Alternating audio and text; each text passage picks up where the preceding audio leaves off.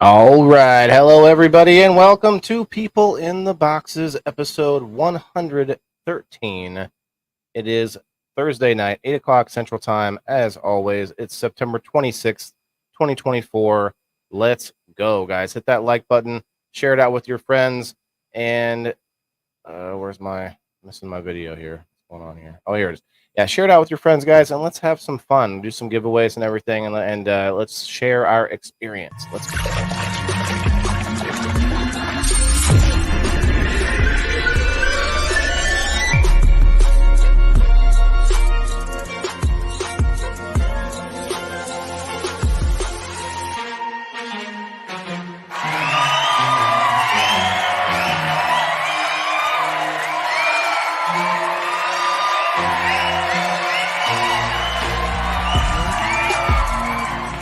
Welcome to People in the Boxes.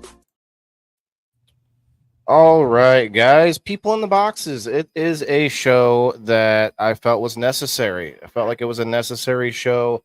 I like talking. A lot of people like talking, but not a lot of us can listen, especially when we disagree about things. And so, People in the Boxes is all about bringing people together to try to discuss and share our experiences on very common topics. And tonight's topic is going to be books. Okay, books might sound, I don't know, is that boring? It might be boring, but we've all experienced books. We've all had reasons to know what books are. We've all, a lot of us older people remember things like, the Dewey Decimal System, the card catalog and such. Like, there's a lot about this topic. We're gonna break into it. We're gonna talk about it. Like, look, the printing press. Talk about a revolutionary device that's probably was probably more revolutionary than the computer, I would say. Because, and I don't know, we'll see what Kim thinks, but we got Kim with us in the house, guys. Legit Bean Review Remastered. Go check it out. Kim and Kitty, Velcro Kitty or other Kitty. That would be Mina, the Velcro kitty. That's right. She had to jump up for a purr. Wanted to say hi to her peeps, right? Damn, Yeah. John's coming in hot with 2 angry hot dogs. What is going on, John? You got hot dogs coming out both ends? Is that what's happening there? But yeah. So what do you think, Kim? Is it something that just off of my thought about the printing press, because I feel like it was such a thing that lifted so many people out of not poverty but out of ignorance. Yeah, it did. It was revolutionary. I mean, I don't think had the printing press never been developed, we definitely wouldn't have computers. Computers Right. are just an electronic version of all early typing devices or An extension of it, yeah. Mm-hmm. So, but the thing is like, what's his name? Gutenberg was associated with creating the printing press. Cheers, guys. Happy 710. Go ahead. Printing press, he got his ideas from Chinese and Korean wood block printing presses. Prior to that, those printing presses existed in Asia. It's a different way of doing things. Well, I feel like there was probably a bit of an adaptation to it as well. We could probably look into total adaptation. He had to modify it to be what it was. And a lot of people don't realize, they thought, a lot of people probably thought that he died wealthy, and he did not. He died penniless, because one of the things that was not developed during that time was a distribution system. So he could print all kinds of whatever, but there was nothing out there to get that media out. So it's not going to be until after his death. In fact, he died not long after the printing press was created, or his printing press was created. And do you think anything nefarious behind that? Because the powers that be definitely would not have enjoyed that if they could have stopped that happening. I think they would have. I don't know if there was anything nefarious. I've never, like Tesla. I feel like Tesla has some shady stuff. I don't know, to be honest with you. I don't know the politics behind all of that.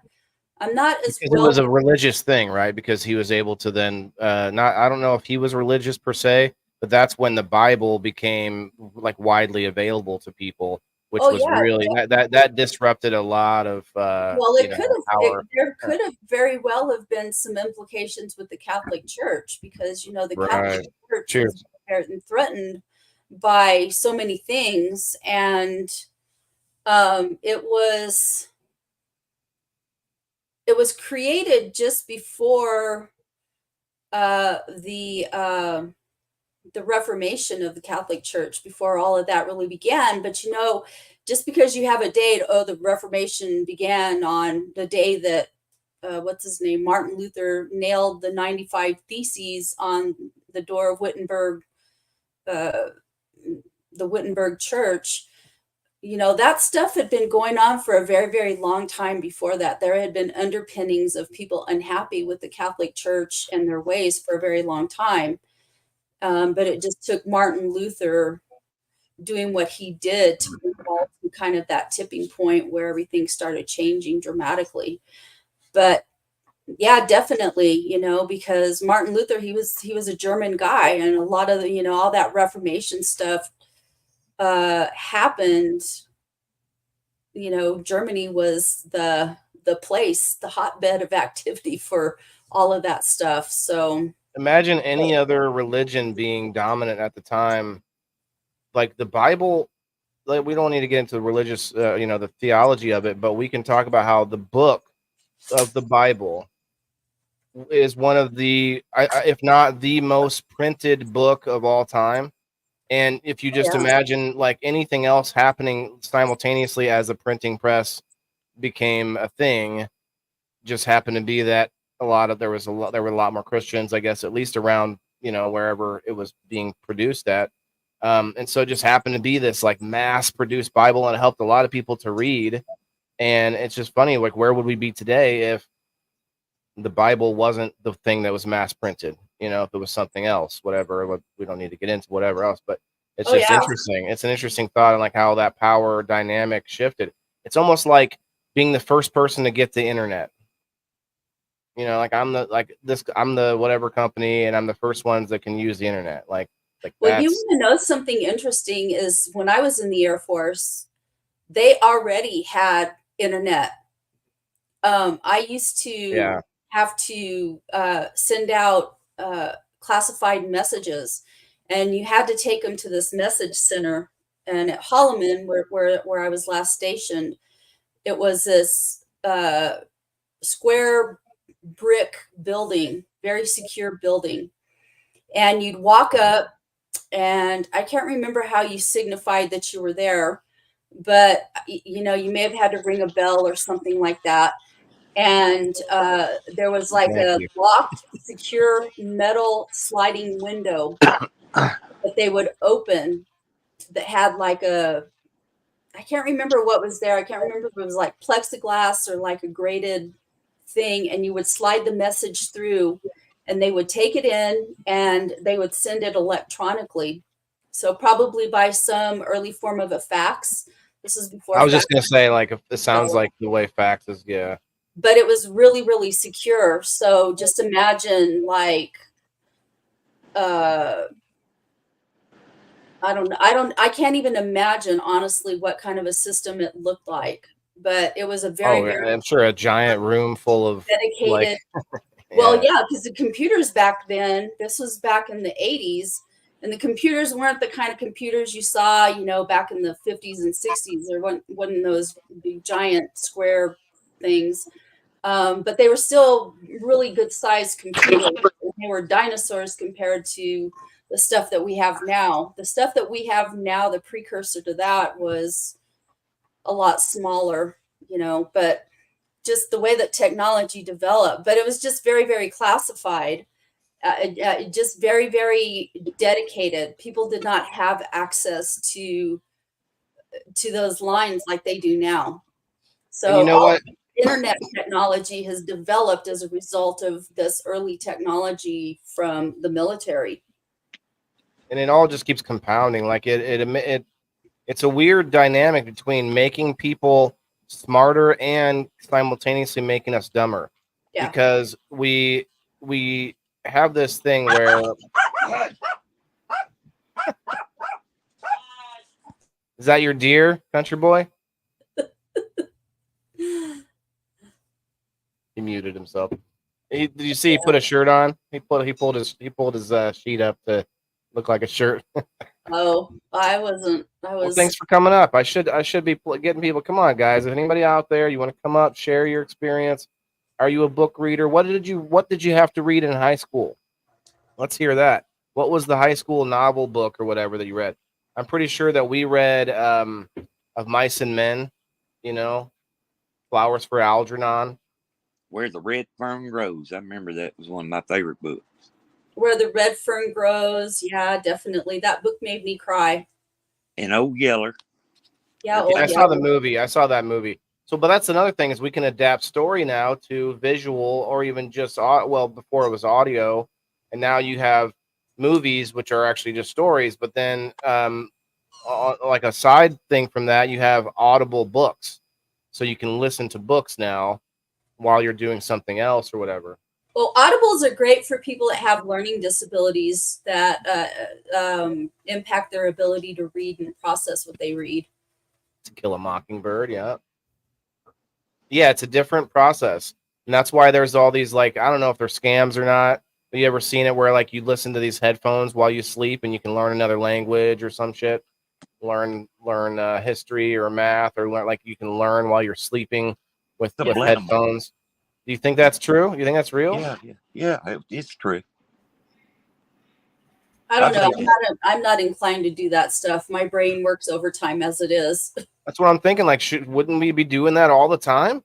Like, wouldn't that be a mandate? Like, it's like parents doing that for kids. Like not like that would be that'd be a nonstop thing. When rabbits cry, whoa! Cindy throws us a wrench in the mix. I've never heard that one. Have you heard that one? Anybody else? What's up, Timothy? Cheers, brother. Terry, brother. Hello, man. Rocky says, interesting topic. Thanks, man. Thanks. It seems like a very mundane topic, right? But we've all had to like lug books around in school. Like, what's our feeling out there on textbooks? Were they good at teaching us, or were they like just really just terrible, boring? You know, you just didn't. Well, did you ever find a textbook that you kept, Kim? That you're like, I have it. I have my old textbooks at home from when I purchased them. I did for a while have my old English textbooks because I used to teach English, and so I kept them because I like English. So you know, and I didn't want to forget like diagramming and stuff like that. So I had held on to a textbook that I had used in high school so that I could remember how to diagram sentences.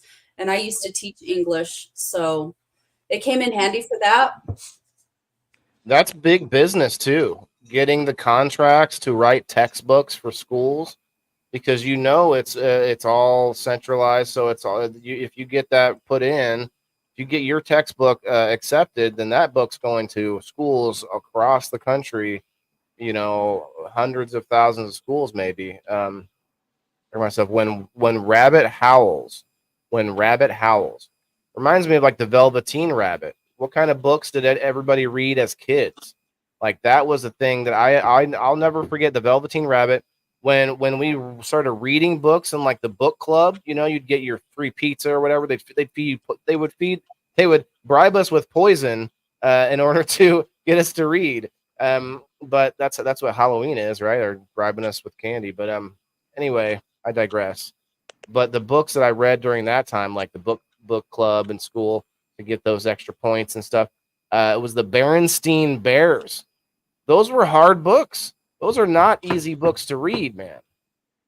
They have a lot of like, I don't know what you would say, unusual jargon or whatever, like the way that it's written. I haven't read it in a long time, but I just remember at the time.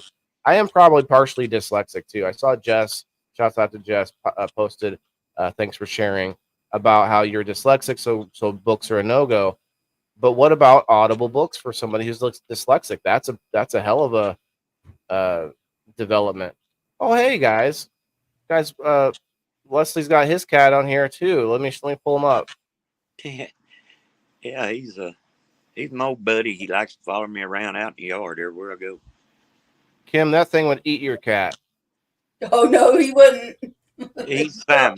You do not know my cat. Everybody. Wait, oh, I'm sorry. I thought it was like a baby cougar that you were playing with there because He you would. does look like a cougar, don't he? You would, and he would. You guys, this guy, he's got like a pet deer, a pet raccoon. I think he's got a pet I've had pet chupacabra. bobcat, pet, yeah. Tag Yeah, and share. Mina- Thanks, Brenda.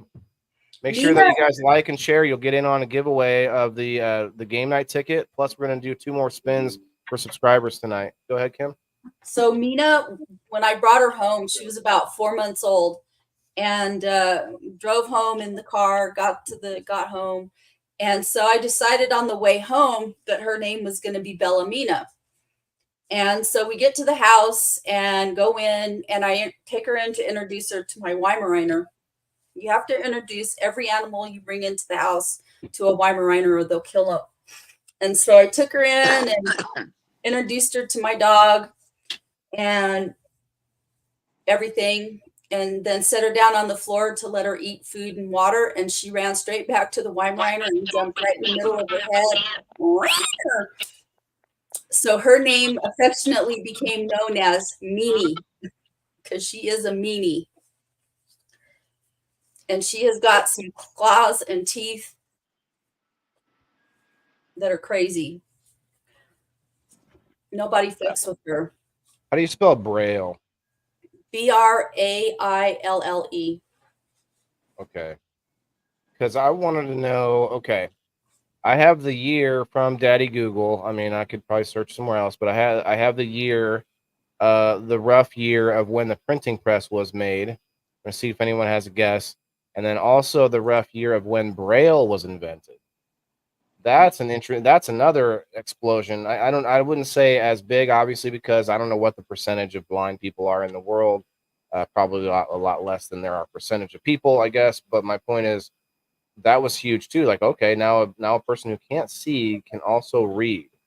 That's just mind-boggling, probably to people even 50 years before that. Well, the thing about people that have significant disabilities is that they learn to compensate. One of the things about humans is that we adapt to whatever it is that life throws at us. Usually, there's some people that don't, and those are the people that commit suicide or whatever, that just don't grow. I don't know, but most people adapt. And so, if you have a visual impairment, you're blind or whatever, the other parts of your brain overdevelop. So your other senses will develop. So, Right. Your inner mind. You'll Yeah, become more auditory rather than visual. Most people are visual learners or visual people. And so if you cannot see, of course, your visual acuity is not going to develop. The auditory side of your brain will develop. And those people can freaking hear all kinds of stuff. Whatever, their sense of touch, like Helen Keller is a really interesting example because she had multiple sensory disabilities. So yeah, I think we read that or either watched a movie or read about her for sure. Yeah, Elise is saying that there's a nonverbal boy for the love game. He knows how to read, and his mom takes him to reading therapists every week. Oh wow, okay. Pay with Facebook stars. There was this little girl that I worked with briefly when I first started teaching. I worked in a low incidence classroom in a middle school. And there was this little girl in there. Her name was Crystal. I'll never forget her. She was severely autistic, and she was nonverbal. Oh, I see. And I don't know, she had significant disabilities. And this little girl, you could throw a ball. She loved to throw balls. And you could throw this ball and she would have her back to you, literally have her back facing you. And you'd throw that ball and she would reach like this from behind her and catch that ball. So she Yeah. liked to play catch. Yeah. She Okay. liked to throw the ball too, but Right, she but that's the whole thing of catch, Kim. You got one person oh that yeah. will throw the ball, another person receiving it. Just kidding. Okay. Anyway, this little girl could catch the ball, couldn't see it, but she could catch that ball behind her head. Have that sixth And sense. that just fascinated me that, that she could do that because I don't know, the autistic mind is just so incredibly diverse in the way that each person is with it, and I had this other little girl when I worked out in California. She had autism. She had multiple disabilities. She had schizophrenia, autistic, all kinds of stuff. And I could not tell you how this child learned. I had her in an Algebra 2 book. I didn't teach her because I am not an algebra teacher at all, like, especially not Algebra 2. And I would hand her the book and she would do that stuff. And I have no clue. I could not tell you how it is that she knew how to do what she was doing. But she did it and it was correct. And it's probably some way that she couldn't articulate and that we couldn't even repeat Yeah. because such a uniqueness. Their brains are just so different, and you would look at What do this you little got there? girl and you would think that she was a waste, Most people Death would look at hands? her and think she's a waste. But Right. man, she was just incredibly intelligent. Red Equinox? Country boy, what do you got there? It's Deathlands. It's a audio book, and it's like this. It's got 7 discs, so it's a long story. I have Oh, a wow. couple of these that I like to listen to. I wonder if the same thing happens with audiobooks as like a book to movie, where there's something lost or changed, and a lot of people who read the book and then watch the movie will be able to tell you the parts missing, right? Is Right. that similar? I want like audiobooks should be exactly read the same, I would assume. Has anyone ever read an ebook? I used to get some. I have a series of books, and I'll tell you my favorite author, guys, Terry Brooks. If you've heard about Terry Brooks in the comments, give me a shout out. Let me see. Let me hear you.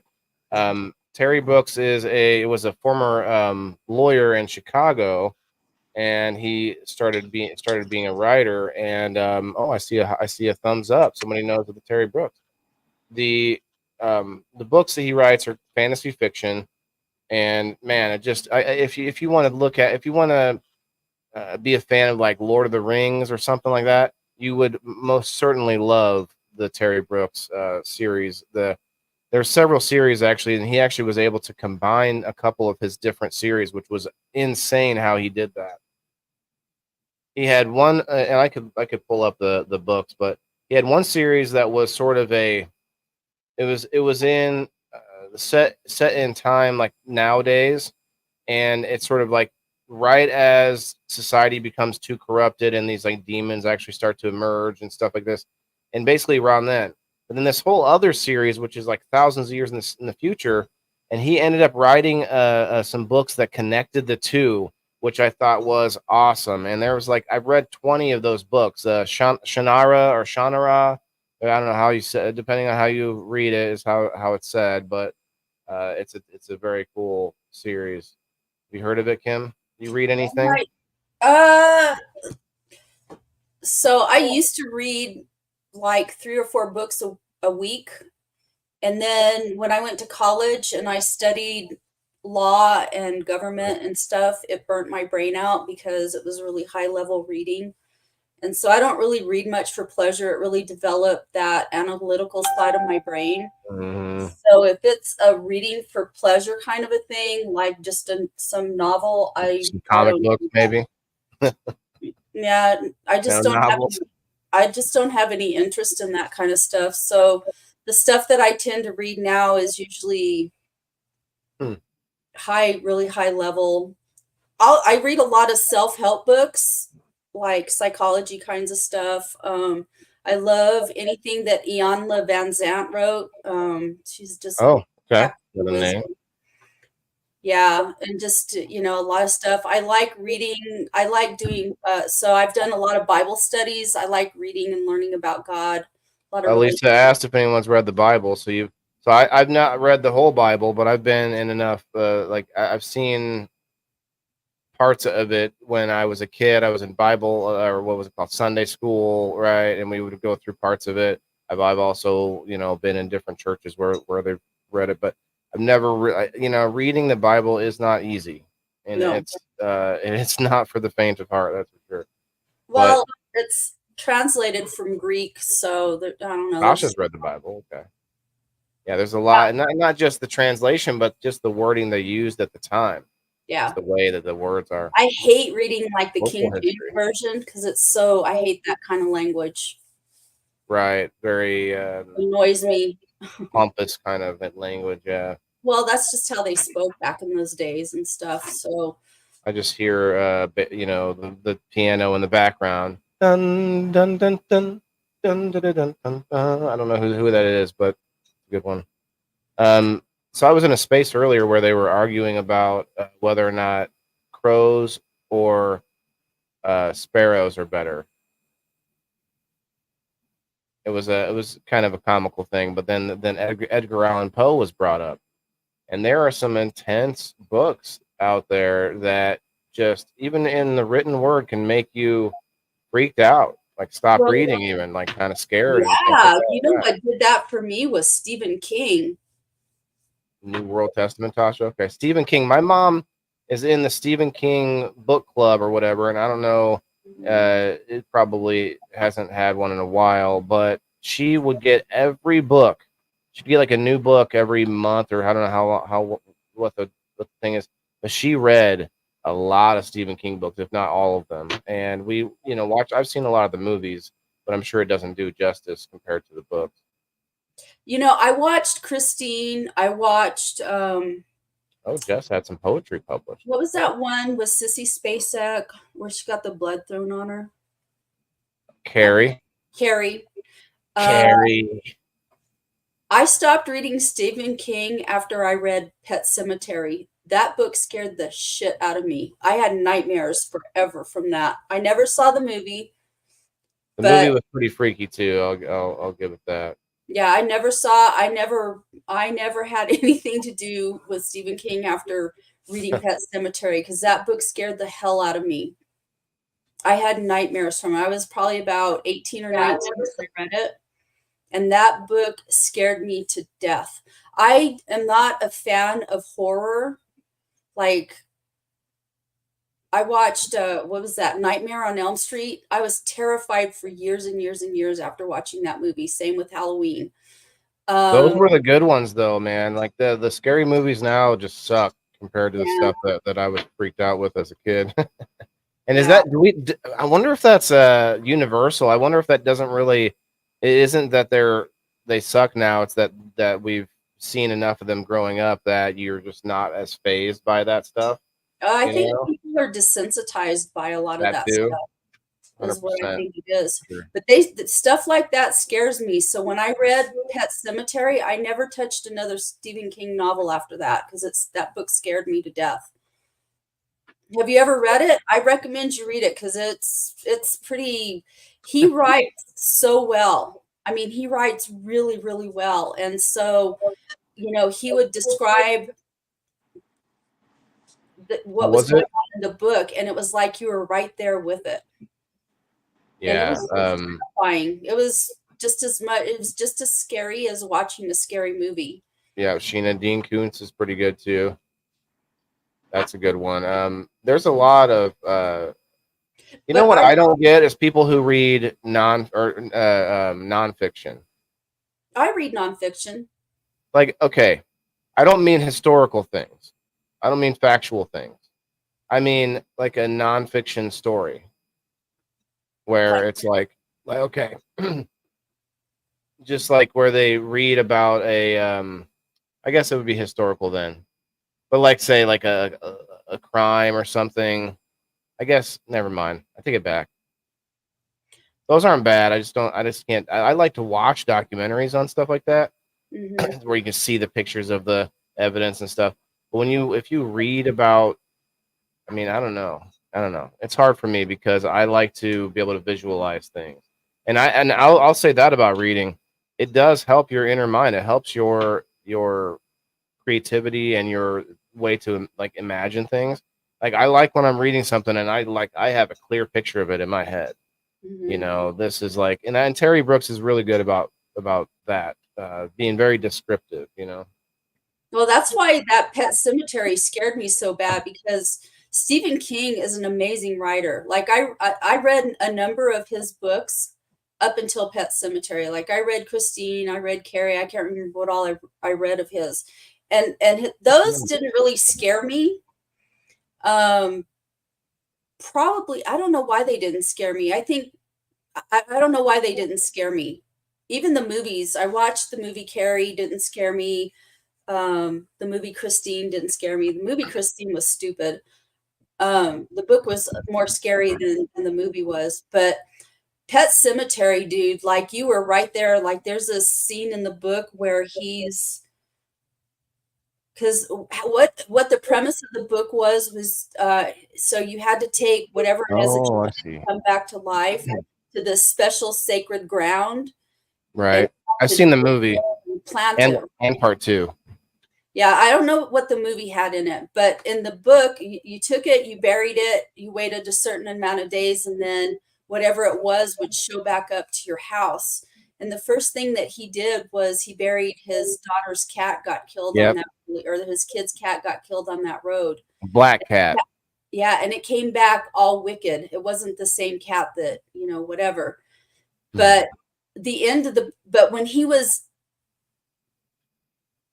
I can't remember what it was that he was describing. I don't know if it was the wife or the cat, but he was explaining the smells as he was digging up something or as he was digging. And it was like you were right there. You could smell the smell. You could you could put yourself right there. You were right there seeing it. Hmm. And it was just terrifying. And then the book ended where his wife had gotten killed and he buried her out there, and then he's sitting there in the living room or something in the dark, and somebody comes up behind him and puts their hand on him and says, "Hello, darling." And that's how the fucking book ended. And I was just like, Yeah, the movie I think takes it a little further, but it was actually, I think it was really, can't think of the word, but it was very close to the way the book was written, because yeah. everything you described was in the movie for sure. Yeah, his Uh, son, I think, got hit on that highway, and he buried his son out there, yeah, the and kid his son comes came back. back all psycho, and What about Uh, some of these scary movies in like an Oculus, mask? I haven't seen those. Oh, you mean like a VR scary movie? Yeah. Red Six is asking about the movie or the book. How much? Can you guess how much I love you? I've never heard of that one, but I'm not sure what you mean, Leslie. I haven't seen I any. mean, Are there some? like in the future, Guys, it's come up. gonna Come be on up. Let's fill the boxes. Go ahead. it's gonna be like that in the future. I believe that you'll be able to put the Oculus on and get in that movie. Of the scary presentations of it. Hmm. I won't. That If would be interesting. I can watch movies on the headset. I haven't really messed with it much, but there's a I whole put like that TV channel on it. I put that Oculus on one time, and it was a game, and you went into this haunted house. I don't remember exactly what game it was, but You wore the VR helmet? yes, All right. Okay, go on. You were in this haunted house. and it seemed like everything in there is like 3D. You can touch it; it's all around you. And I'm telling you, it scared the hell out of you, even knowing it wasn't real. Yeah, Mine doesn't know any different. It's you like get used to it though. Well, when I first jumped in, my mind was going holy, because when you log into this thing called the Horizon, like you're literally floating in the sky. You don't have a body, but you're like in the sky, and like my at first your mind literally feels like you're like whoa, and then yeah, just everything you start to get used to it over time, and but I yeah, don't it is think I'd pretty ever get cryptic. used to it. I promise you would. Your mind gets used to it, but I also walk around playing it, so I kind of have like a room going on. Hell, I'm falling all over the place even without the Oculus on. I'm talking about everyday life. Don't I need that, busted do my you? arm up yesterday. Oh my Oh God. snap! I just fallen. I've lost my balance lately. I don't know what's going on. Oh man, Check your that is inner definitely mirror. not. Hey, I Yeah, be tripping all over them potted plants out there, though. It don't matter. If I can get some food and water to them, I'm happy. yeah. Well, I don't want you hurting yourself, man. That sucks. Guys, hit I that think like button for Leslie for his injuries. We'll just use you. We'll use you to gain more. I Like, come back in the house and I look like somebody from what is it that uh, oh one of the no, scary movies, a zombie or something, blood jeez, all over me. mud all over you and blood and everything. Is it you Yeah, got? Is there bone showing? no, it's not that deep. Well, it might be. It's pretty deep. No, no band-aid, no nothing, huh? Nah, I just keep bleeding, Just let wiping it on my bleed. old shirt. I'm country Just boy. wipe it on your shirt as you're bleeding. What? Come on, Waylon, you know better. I got paper towels. Hey man, like you know. I'm on these blood thinners too, so Oh yeah, that's gonna be worse. yeah. I didn't mean to get off topic, but That's okay. We expect to at some point. I'm trying to coax some of these viewers to come on up and share their experiences with the topic.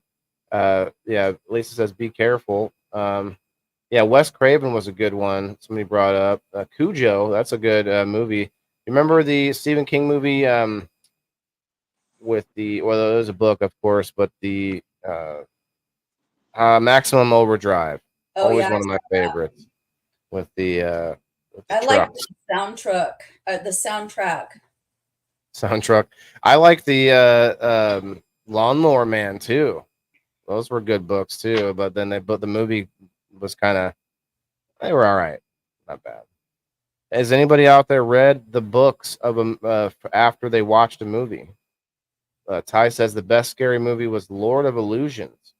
I think I remember seeing it, but I don't think I watched the movie. I just remember like seeing it around old '70s one. Did you ever see the movie Hurricane. Night of the Comet? Night of the Comment or Yeah, Comet. Comet. Well, I don't know, but did you guys hear there's a comet coming towards us? No. Have you heard this? Like right now, they're saying that they are basically saying it's heading towards us. Anyway, but I haven't seen the movie that book. That you said it's a book or movie? Night Movie. of the Comet. I Yeah. haven't seen it. I haven't actually looked into this comet thing, but I've heard a few people reporting on it that I forget what research facility that watches space was saying it. Like, well, here we go. Red 6, man, come on up. Come on up. Elise May, Ty, whoever wants to come up. Anybody can come up. Share your experience. Have a smoke. Cheers. Cheers, Leslie. Thanks for putting a shirt on, brother. Says there's two of them approaching the Earth. One's expected to pass on October 12th. Okay.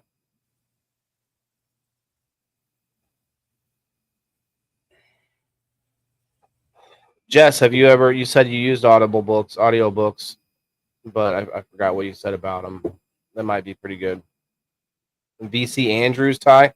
Ty, is that an author or is that an author you've read? What kind of books does Ty like to read? I've read VC Andrews. I can't remember like Toys in the Attic or something. There was two of them that they put out. I remember reading those. I was a kid though. I was like around 10 years old, I think, when I read those. Oh. Remember the Goosebumps novels? I never read those. I'm too old. Lord of the Flies. That's your generation. I mean, and after, and like it's still a thing now. So Nut Brown, Tasha, this isn't the place for that. Come on now. BC Andrews is awesome. I've never heard that name. Has anyone else? I saw someone hit the like button, but no one else has heard the Terry Brooks? He's probably not as well known, but more fantasy fiction, magic, elves, druids. There are druids, and the druids have things and such. Fill the boxes. Yeah, let's fill the boxes. Let's go. It's guys. Every week I talk to other quote personalities amongst the interwebs, and I try to get them up here. I don't like bitching about it every week either, but I do try. I send it out. I put the link out to people that are also trying to build their own thing or whatever. And this show is for any of those people. They can use the StreamYard to have the content. It can be theirs. You just like Kim right now is live, and it's her video live. It's not sharing it from me. So she actually owns that content as well. Anyway, I'm done bitching. Ty's working out though. Terry Brooks. Okay, it's one of my favorite. Yes, that's what I'm talking about. Elf Queen of Shannara. Well, I read about 20 to 20. I don't know. Was it 24? There was at least 20 books that I've read of the Shannara series. There might be more out that I haven't read to this today, but yes, it started by me reading a book for a book report in school. So hey, that shit can actually follow you a little bit when you tell kids to go to the library and just pick out a book and do a book report on it. And then like I just happened to find this book. I forget which series it was, because then I went backwards and I read all of, because what Terry Brooks does is he reads, I don't know what the proper terminology, it's like they're like sets. So he's got it's the entire series that are all connected, but there'll be like a 3-book set, and then there'll be like 100 years between that. What would you say, Kim? Is that like a set? And then there's the whole series, because he'll have like enough time between them that you don't actually have to read them consecutively, but there'll be like another set of 3 or 4, another set of 3 or 4, and they all are in the same sort of world and along the same like timeline and stuff. Not timeline, but like the bloodline of the characters in it. Well, it's kind of like awesome. Game of Thrones. It's like a Game of Thrones or like a Lord of the Rings kind of thing. Yeah. Huh? Well, because Game of Thrones is actually a book, or it was. Oh, I didn't realize that. I guess Lord of the Rings was a book too, right? Tolkien. Lord of the Rings, Harry Potter, of course. I didn't read Harry Potter, I didn't read Lord of the Rings, but I love the movies. I just don't like I don't like the idea of reading going back to read the book after I saw the movie. Like you're only gonna have a few details to fill in, that aren't maybe not, maybe I'm just humbug about it. Ice Sparks trilogy. Sheena, I don't know if that one is. Sounds good though. Who writes that one? Ice Sparks. Tried to make movies from the VC Andrews books, but Flowers in the Attic was awful. Interesting. Okay, Jess, I'm working on it. I got you. Speaking of, I still need to get some molasses for my plant outside. Give her some sugars. Yeah. Try to get those buds to beef up a little bit. Eggshells, bananas, molasses. I don't think of those as sugars, so I don't just need molasses. It's not like a bone pancake. meal. Yeah, things that is going to give you high potassium phosphate. Potassium. Okay. Well, I actually have some really good worm castings that I know exactly what's been fed, like all my scraps, my bananas and eggshells. So it's going to be probably, I'll just give her some of that. Yes, sir. Cheers. They were looking good though, huh?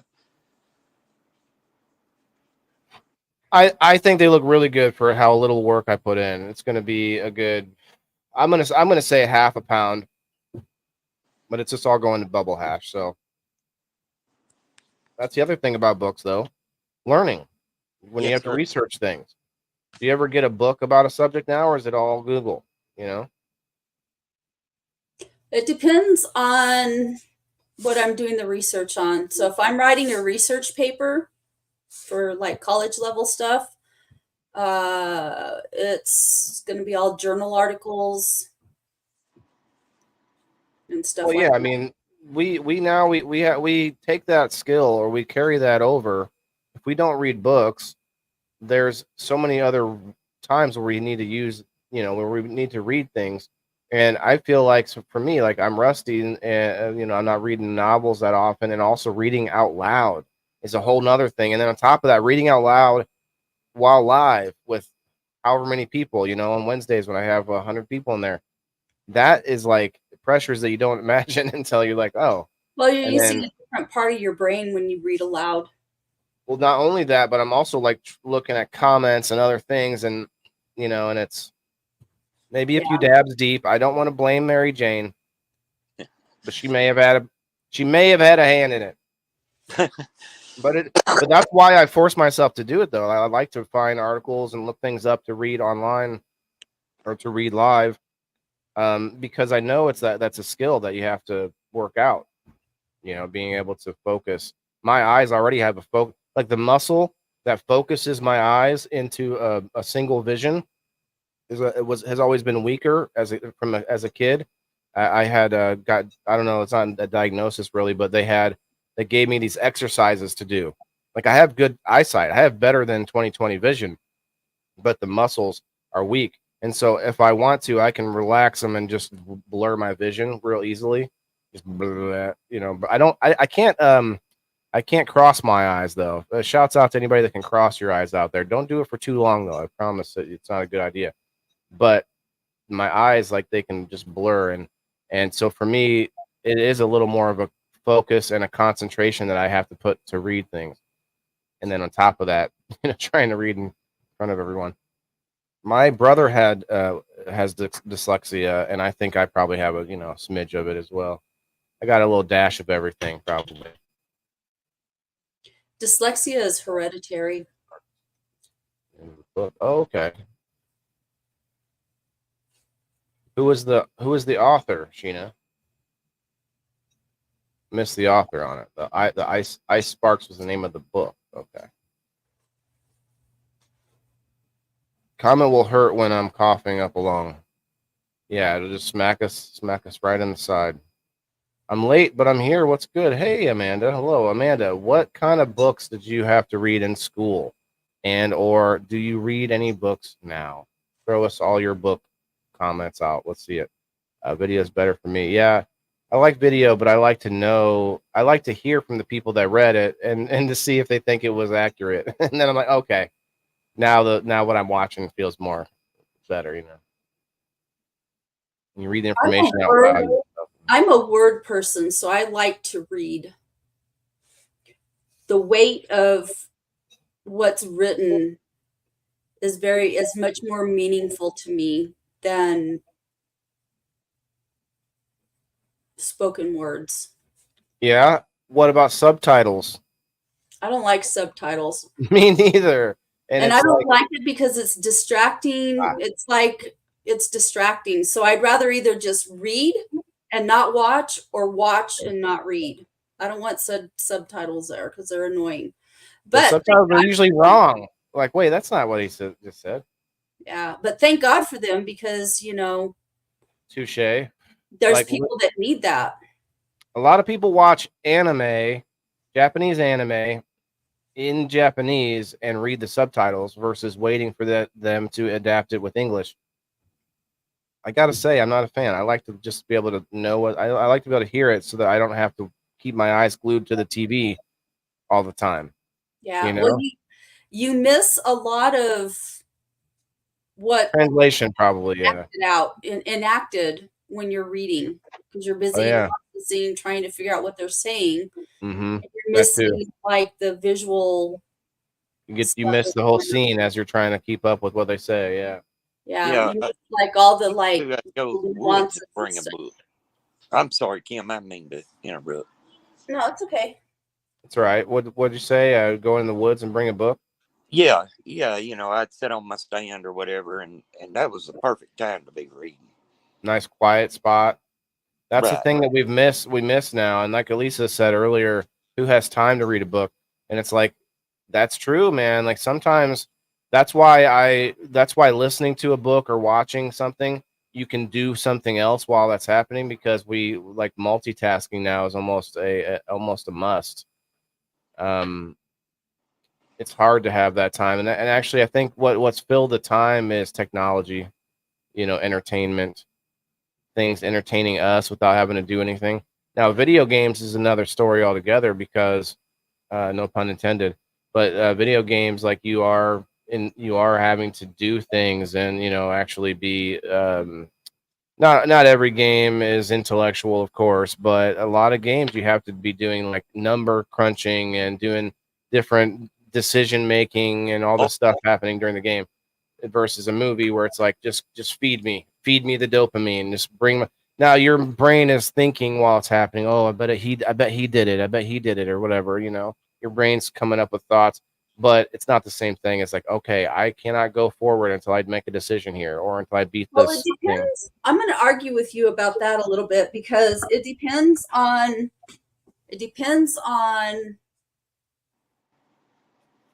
there's factors to that. So I Okay. would agree with you that a lot of the content that we watch on screen is like that, but you get people that intelligently do got cat hair. Fucking face full of cat hair. you know the Got feeling her. of in now, don't you, Kim? Yeah. Go ahead. Well, that was Baxter. I call him Mr. Big. He's the Maine Coon. But if you were to watch, did you ever watch Game of Thrones? I did. I didn't finish it, but I watched most of it. So I had never watched it. It was probably the last 2 seasons or so of it when I got into it. And that was probably one of the most intelligently done movie, whatever you want to call it, experience Series, yeah. Mm-hmm. that I've ever watched Nicole, what's up? because there was so much innuendo in that. There were so many things built into that, so many hidden meanings, and you had to pay attention to what was being said and what was being done because it was going to lead to something at some point in the future. And if you missed it, then you missed out on the fullness of whatever future event they were planning for. Dude, what's your deal? What was Or what? what was unique about Game of Thrones was that, and some people liked it, some people didn't, was that they killed off main characters nonstop throughout the whole thing. Good night, Jess. I hope you sleep tight. What's up, Nicole? Remember, guys, if you want to get in on this game night ticket giveaway, and also we're going to do two spins for the locals community. If you want to get in on the ticket, you want to make sure you hit the like button, hit that share if you can. Go over to X, go over to Rumble, do the same. Doing stuff like that kept it fresh because when you have a series like that that's long running, people get tapped out. You know what I mean? They get like it just Yeah, but it was unusual how they did it. They were like, it was a new thing the way they were just killing off. Oh yeah, You would just get into like liking somebody, and oh, he's off with his head. right. That pissed me off at first. It took me a while to get back into it after the very first main guy, the father. I don't even remember this. It was the father of all the Snow kids or whatever. Yeah. That dude gets his head cut off in the beginning. It's like, man, I like that guy. Where's he going? Yeah. I don't know. What's up, Gerald? Cheers, But brother. it all led to something more significant, More new people coming in. Yeah, and it became pretty crazy. It became really layered, because like I said, I didn't get into it until way late, until like the last couple of seasons. And Leslie's out.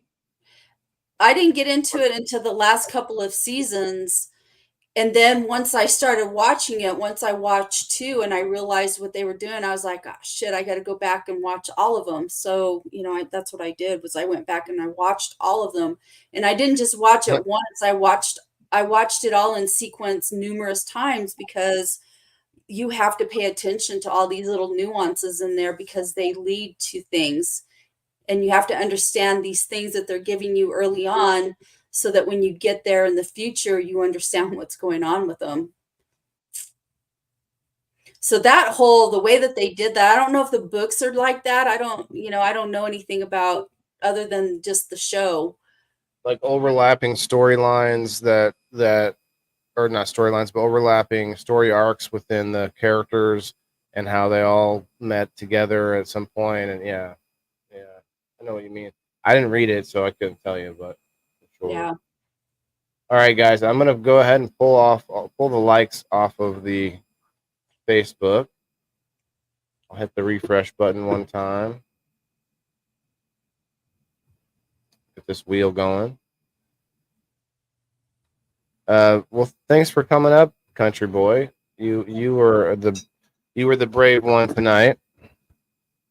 Speaking of, you got Brave Books out there. Have you heard of them? It's like a Christian book company now because they're just, instead of being out there complaining about whatever this book or that book, let's put out, books of our whatever our values are, right? Yeah. And I'm all for it, competition and all that. Clean content.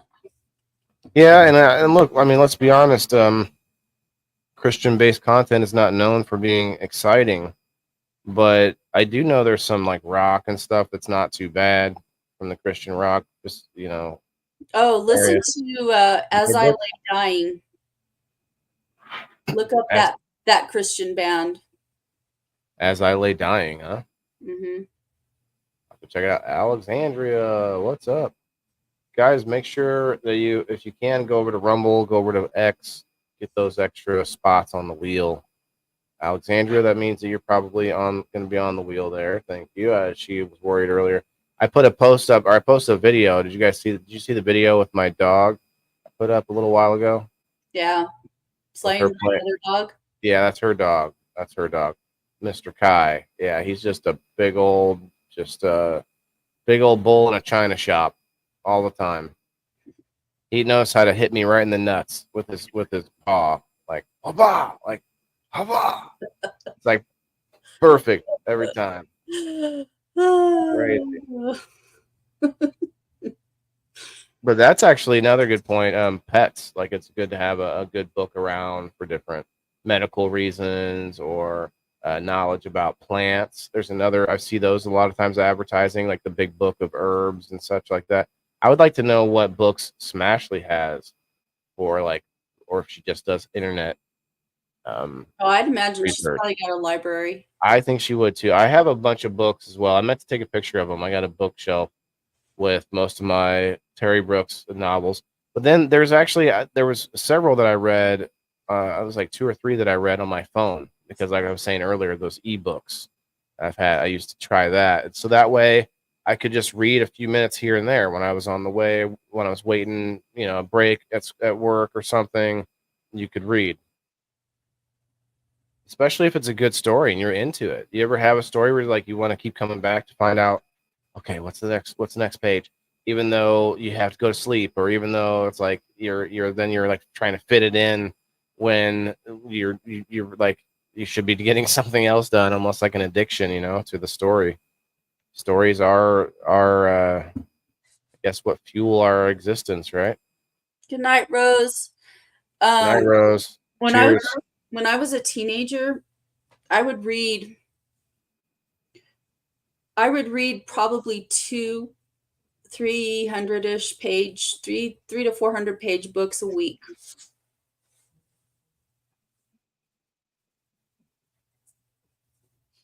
I was never that big of a reader, but I read books when I was in Iraq. Helped me get through the time reading. I had a novel with me in the truck. Yeah. One of my favorite books that I read when I was a teenager was Clan of the Cave Bear. It was kind of interesting.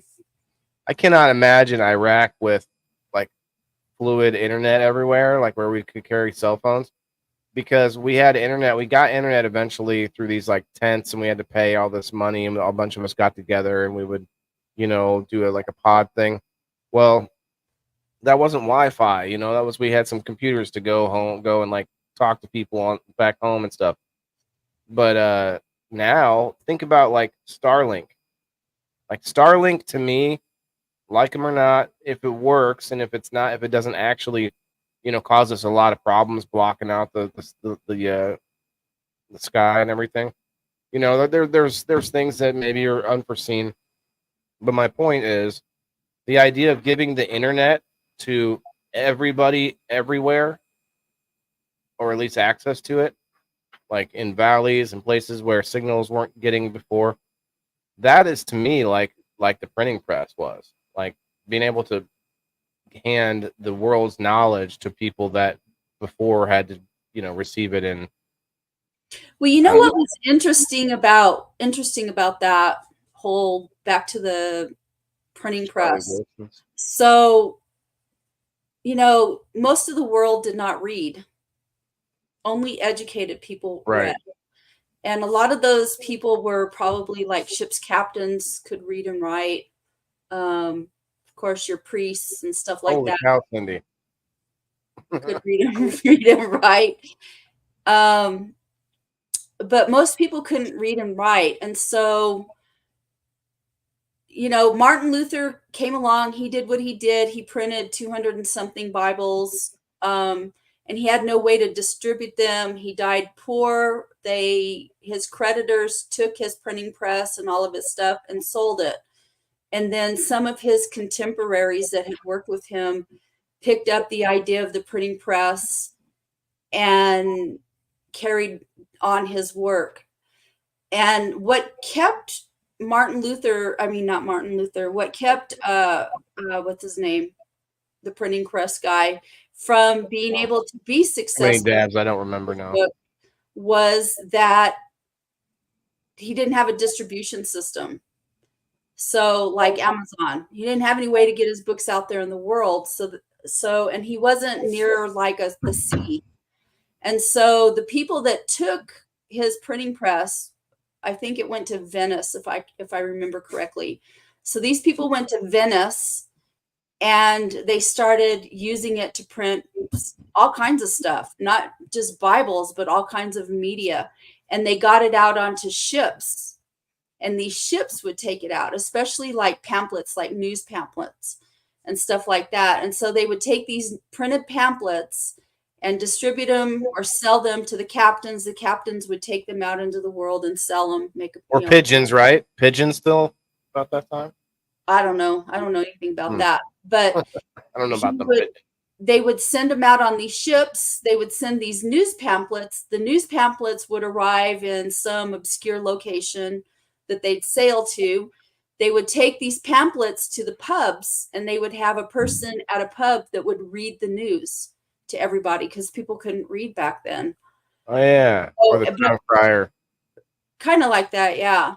But the cool thing about the printing press was that it was printed in vernacular other than Latin, because almost all the books prior to the printing press, prior to all of this, were printed in Latin, and most of them were religious. And so the printing press opened up this world of language translation, of language being available to a person in their common vernacular, whatever that was, instead of it being Latin, which was not something that they read or even spoke. It was in German or French or whatever language. Prior to the printing press being created, everything was written by hand. It was scribed by hand by priests, by monks. And a book would cost as much as a person's house. And so with the printing press, it made it a lot cheaper because you could mass produce these books more quickly, and you can mass produce them in the language of whatever country you were in or whatever language existed in that country. And so it really, really opened up the ability for people to be able to partake in that and to become educated. And so it's directly going to lead to the Enlightenment, which is what influenced everything here in the United States. Right. And I think you could really link people we've had conversations before on X on a couple of spaces where they talk about different major like inventions or major like turning points. Did you ever hear the story of I think it was New York, if I'm not mistaken, and they had this giant problem with horse shit. Like, what are we gonna do with all this horse shit? You know, it was like piling up everywhere, no pun intended, in the It streets and wasn't all this just stuff. horse shit, it was all kinds of stuff, but yeah. Right, right. But then Because they eventually didn't have sanitation back then. but they also didn't have the the car yet. Ford had was just coming out with the car, and at one point they was thought of that was going to be the death of us was just all the unsanitary city, and But yeah, then once they makes came out with a the lot of motor. differences. It was killing a lot of people, typhoid and yellow fever, and I Mhm. can't remember all of them, but yeah. Read 20 Years at Hull House. I had to read that Yeah, book for one of my classes that I took.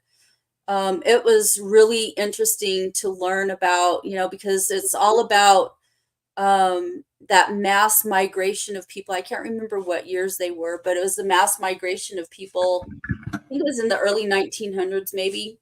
But they talked about all of the problems with sanitation, because you had all of these people moving here in huge masses, and there was no place for them to live, and they were bringing their ways with them. Wherever they were coming from, they were bringing their ways with them. So a lot of cultures would butcher animals right there, and so you're having animals butchered right in the street or right in the front of your house or apartment or wherever it is you lived, and stuff like that. And so they really had to work on that, and streets were just packed with a horse would die and it would lay there was no place to take it.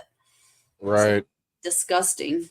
Things definitely evolve. I mean, and looking at um oh, I just lost my train of thought. I had something more about the words again.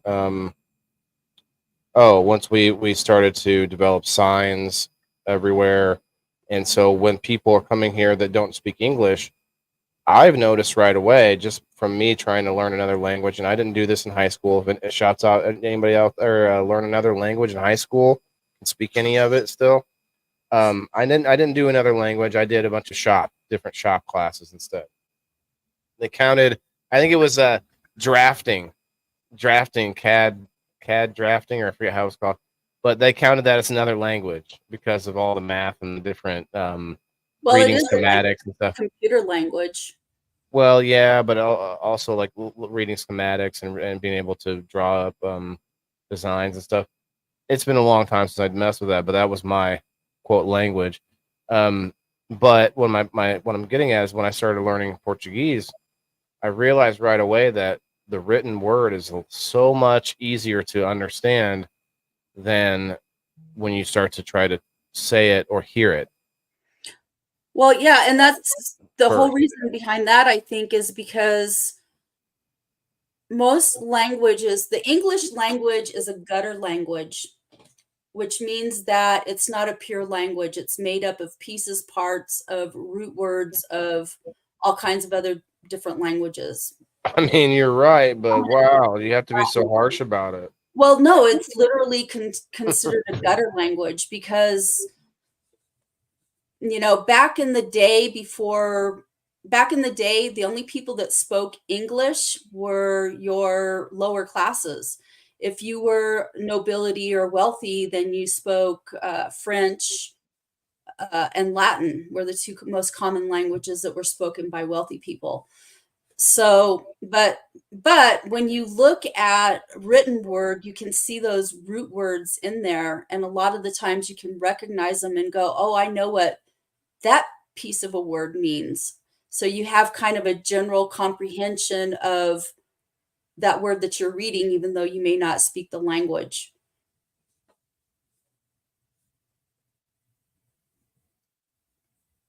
You know what they say, when in Rome, better learn Latin. I just came up with that. Latin really doesn't exist anymore. It's a classical language, but it doesn't really. I remember Latin. Orie upiste ig peatenle. You know. Yeah, that's Pig Latin, isn't Yeah. it? Remember that, guys? Like, there's certain words that you run into. Like, that doesn't work. You just say it like is. You can't My say it mom, my Latin. mom, my mom knew Latin. She was Italian, but she also knew Latin, and she used to write. My mom used to write poetry, and she wrote her poetry in Latin. Most of our medical terminology is from Latin. Hmm. A lot of our words are Latin. Cindy says in Arkansas they are nonverbal signs. Oh, okay. Because of literal folks. Okay. So read the knots and strands on the barbed wire fence. Pink spray paint on a tree means private. Wow. Okay. I can see that. Look, I'm a fan of like post-apocalyptic stories. You know, that's what the Terry Brooks novels are, most of them. And Iggy Pay, I don't know. Oh, Iggy Pay Latin lay, yeah. He's like, what did you say? Sandy, what's up? I'm getting all the people from the X video now. So I don't know, man. You know what frustrates me about people in the boxes. I really enjoy these conversations. I enjoy disagreeing or agreeing or coming out or hearing new perspectives.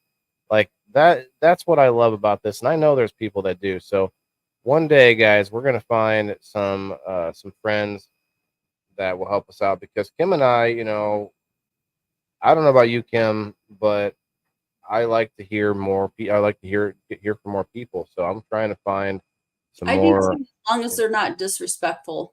Well, yes. Now that's going to happen once in a while, though, as we. Yeah, But listen though, that is the thing about somebody, and not just that one person, but it's happened to be me before several times.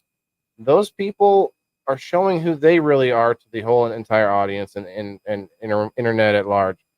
They are not hurting me at all because all they're doing is showing everyone who's watching like, oh, okay. And I actually find that happens a lot in spaces over on X. Some people will like hog the mic, or they will keep butting in and say things purposely to try to get people's goat. And those kind of people, like, they make them, they hang themselves, I guess, is maybe not a great way to say it, but true. Okay, Gerald, we'll just get back to we'll go back to the show here. Gerald, yeah, but it's that's annoying on when that. you're trying to have a real conversation and you have people being stupid. Yes, I don't have a lot of those are patience. people that don't stick around very long. That's for sure. Yeah, well, it really shuts down the conversation. I know, like when that one guy was on, like I just sat there, I didn't say anything because it was like, I try to have fun with it though. I try to have fun with it, like especially when there's people that come on that seem insane. Those ones are fun because like I really just like to pick their brain and find out what's happening in there. All right, we got Cindy. We've had a few guys, haven't we? On Monday, Sir Stevo and I, we had a guy come up that just he just took the mic and ran and just started going to town about I forget what else he was talking about. And at some point I had to end it, but it was pretty funny. Rocky, I'll put Rocky on the list. Rocky, I think you might be somebody that's in the new group chat that I'm in on X. I have high school textbooks, but I do have uh, college notes from courses in college. I have some of those as well. I went and also from AIT in the military. Did you remember the sort of quote college you go to in the did you do that in the Air Force or no? tech. Well, we call it tech Tech training. school. Okay. Yeah, tech school. We call it AIT, Advanced Individual Training, I guess would be the Yeah. Where term. did you do Yeah. your AIT at? Fort Aberdeen, Maryland. No. Fort Aberdeen, Maryland. And that was an interesting experience. It was in a like artillery uh or no, what am I saying? Not Fort Aberdeen. Did I say Fort Aberdeen? Aberdeen Proving Grounds. Mm, They're proving grounds. So they do like testing for like major military weaponry there and stuff. yeah. So it was an interesting place to go. Well, I also did another AIT up in Wisconsin, Fort McCoy, Wisconsin. That was only like 2 weeks or 3 weeks. That involved a lot more drinking, actually, believe it or not. Thanks for my foop, Kim. Sheena must have won some foop. Okay, used it today. Hell yeah. Yay. Awesome. Hell yeah. Treat everyone how I want to be treated. The day I saw. Well, and that's something about reading lots of different stories is you get to put yourself in different positions and different sort of like you get perspective, like we're talking about on this show. Hey, we got Elisa May in the house. Speaking of perspective, what's up? Hello. Elisa, I did a lot of what you said as well. I did a lot of just skimming through the books. When I was in college, I was in a philosophy class, and I ended up getting a good grade because in the beginning of the course, they put us in these groups, and we in the entire course, you were tied to this group, 4 people, and whenever there was a homework assignment, we all got together and decided which one we wanted to turn in. And one person in our group, I ended up becoming friends with a couple of the people in the group for a while.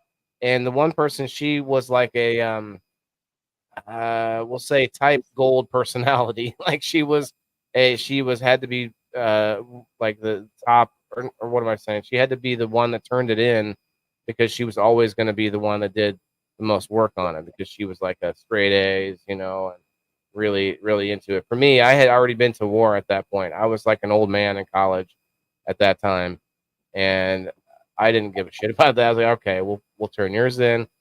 I remember distinctly though at the end, we did this exam. It was an oral exam about stuff we were supposed to have read, right? All I did was to bullshit my way through that because we were all together in a group. All I did was contribute by asking clever questions Mhm. in a way that made it seem like I read the content. You know, it was like, yeah, but how did they when they did this? You know, what do you think was going through? You know, and I would just I can't remember the specifics, but it was something philosophy wise. But yeah, I remember doing that so many times. You know, just skimming through, and then getting caught with my pants down. You know, the teacher asks you a specific question. It's like, well, I mean, I don't know. Right. I used to just skim the back of it too and then write the book report. The And cliff I notes. got it, so Oh, the book report. That you can't really do. I guess you could do Cliff Notes on the book report. When did Cliff Notes come out? That was like a I skimmed the cheat. book. That was like a hack. I don't think that's that old, actually. I'm gonna find out. Yeah, I don't know. They weren't around when I was around, that's for sure. You can't do that with what I did. You couldn't. You wouldn't be able to get away with skimming. Well, this is the first real book I bought. It's Finding Cooper, Forever Boy. She's a famous Facebook mom who wrote a book on autism. She's actually just wrote her second book with 2 other famous autism moms on Facebook. Cool. And I'm only Well, on that's one. chapter 3. I'm probably going to give it to Dill's teacher and tell her to pass it around and let them read it and get the audio goal because I just don't have time to read. Can anybody guess when Cliff Notes were originated? I'm gonna say probably in the early 2000s. Meh. All right, we got a bunch more likes on the wheel The now. So I'm gonna have 1970s. to. I'm The gonna. 1970s. Meh. Oh. Meh. Tasha says 1950s. 2000. Huh? You're just grabbing whole decades now with your S's. Well, when did it? 1958. Oh, didn't- His name was. Let me read it here. Cliff Keith Heilgas. Hilligas. I'm not sure how it's said. Started publishing Cliff's Notes in 1958. A Nebraska native got the idea for Cliff's Notes after meeting Jack Cole, the co-owner of Cole's, a Toronto book business. But can you imagine how long it took in 1958 to be able to scale that to where most books, especially textbooks or like major novels, had that done. Like Cliff Notes, like somebody had to have read the book to such a degree that they could break it down into these like small bite-sized bits. That's an interesting story by itself. Actually, I never really got into it, but think about what that took. Like there was no AI to quickly like analyze the book and tell you the gist of it. You know, somebody had to do that. So that's kind of blows my mind. All right, I'm putting the Facebookers back on one more time because it looks like we got some new friends in here. So make sure if you haven't yet, hit the like button. And you know, I'm starting to see a lot of duplicate, like a lot of people with their like 6 accounts in here and stuff. You know, I'm gonna start. I don't know. I might have to start doing something about that. It's starting to seem a little much. There's several people. I'm sure people that comprehend real well and read real well, they're pretty smart. Got a lot of knowledge. There is a saying, and I don't know if it's true, but probably that you gain more wrinkles in your brain when you read. Yeah, I don't know about that. Like it makes your brain But it more definitely, wrinkly. I don't know about that, but it definitely makes your brain grow. And if you don't use your reading skills, you lose them. They regress. Yeah, that's true. It's like a muscle that you have to. You have to exercise it just like The same with speaking, and that's why I like these conversations too, because every week is a different topic, which gives us the opportunity to like exercise our brain a little bit and not just drone on about the same thing. Like, could you imagine if I did 5 nights a week just talking about my little aquaponics system with some guppies? Hey guys, more guppies. Look at what we got tonight. Cheers. You know, like boring and drawn out. right. Well, and it might still seem boring because it's still me every time. And of course I have the me personality that maybe, you know, not everybody enjoys every night of the week. But last night was good. Thanks for everybody coming in, showing some support. It's been a long time coming where I've been wanting to have Mr. Sativa Steve, he said, from Level Up to be on. So that was a good one. Yeah. That's about right, country boy. Sativa Steve, he says. That's what he came up with. It sounds like Scuba Steve, if you ask me. You're like, if you remember Big Daddy, you know about Scuba Steve.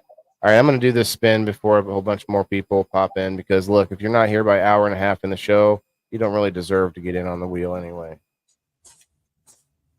Unless you're a subscriber. Come on in. Just kidding. All right, that's enough. Let's do it. Good luck, everybody. I have some swag packs to put together to send out to a few people. I also have a few people to find out whether they want swag packs. So it looks like Michael Black's getting a swag pack. Jess Rosebud's getting a swag pack. Kim, you won another one. You used it as a game night ticket last week, but you have another win from me that you can choose what you want. Either some, and actually, you know what? I might start implementing this. You can. This is one of the choices. I'm going to try to take cash off of the table and say you can choose a gift card, and from any of the sponsors. And I'm not saying you. I'm not. You don't have to come up with your answer right this second, Kim. But I'm just saying in general to everybody, I got to take cash off the table. So my plan is to offer you a gift code to a subscribe or a sponsor of your choice in game night, or you obviously can get on the hat wheel an additional time if you want one of my hats, which I don't know if you're a hat person. I'm not a hat person. And then the other thing is you could use it for a game night ticket again as well. That's an option. Timothy Martin, we know him, and he will be happy to take this game night ticket. We're gonna write it down real quick here. Margaret asked if we watched Reading Rainbow. I sure did. Reading Rainbow. That's old. That's from PBS, Hey, isn't it? Noah, it's in That's, a book. Yeah, what's his name? Lamar Burton. Lamar Burton. Look it up in the book. How do you get a game night ticket, Tasha? So this wheel that I just spinned this wheel that Timothy Martin won. Congrats, Timothy. He has the Hash and Dash insurance. That wheel gets you a game night ticket if you're not a subscriber. If you are a subscriber, anytime you win a WTIF prize, meaning I have myself on the game night wheel, I do spins throughout the week, like such as in just a few minutes, I'm going to do a couple spins. The number wheel. Tasha, I think you're a subscriber, aren't you? Yeah, make sure you get on that number wheel. I'll check it here in a minute before I put more numbers, or before I do a spin, I should say. But yeah, the game night ticket's just a choice for subscribers. Anytime you win one of my prizes, you can pick that, and it will basically guarantee you a spot in game night that week.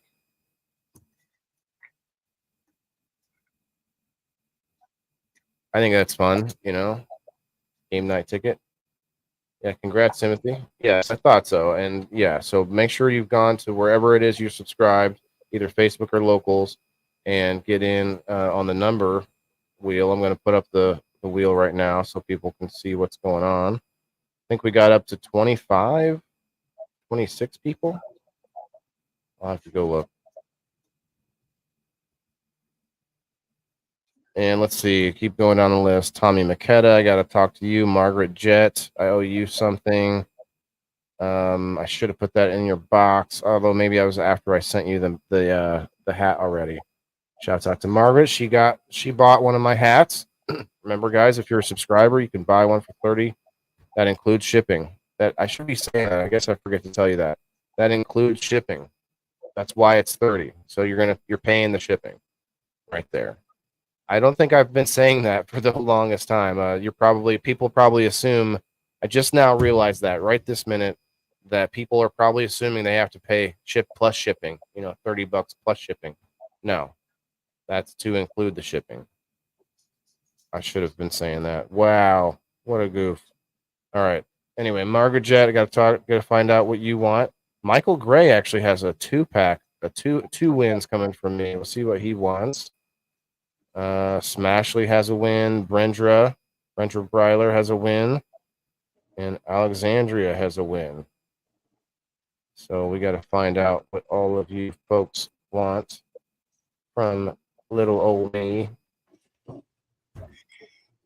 Whoever's in the house, if you are or not, but let me know. All right, let me go check and see if there's any new numbers to grab. Going to locals first. Tasha, I see you. Okay. Brenda, I believe you have a number, but thank you for saying hello. Let me look down the list here. I see Brenda.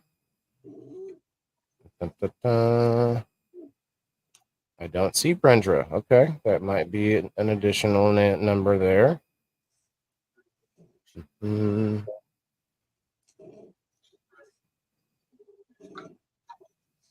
Oh, we got Joe Orzel too. Let me see. Joe, okay, Joe's got a number already. Shouts out to Diane, who won last night. McLaren. I have to look how her name's spelled exactly. It's hard to remember. Mine's I have an MC name too, so one of those. Sheena, you were number 25. Okay, so then Tasha, you're going to be number 26. Am I losing my voice here? Okay. She does ask you what colors you have, Wade. Number 27. Hold on one second, Sheena. Brenda Breiler, you're number 27. And Terry, I believe I got you already. Bless you. Bless you. Terry, yes, you got a number. Well, I have a lot of colors left. I have the box here by me. There's pinstripe flat bills of different colors. There's curve bills. There's a pink and white curve bill. There's purple. There's purple and yellow or gold, I guess. Purple and gold. I'll grab the box here in a second. Give me just a minute. I want to check on my Facebook subscriber page or groups to find out if anybody jumped in on those. Kristen got a number 2. Okay. Go back to the other one. It's a lot to keep track of, but it's not a big deal. William's got number 3. Okay, we're good.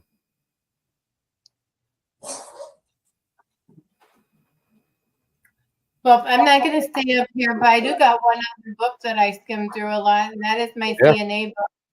It talks about the systems in the body and what happens to them as they age. That's a very knowledgeable book. But that's the issue with medical books, and a lot of people will keep some medical books around. Doesn't it change over time? Whatever happens to our skin's gonna keep happening. What I mean is like new like information. Oh, yeah. And you end up with like this or whatever that like that's how they used to do it, but not anymore or whatever. So I'm worried about that, but maybe that's not a big deal.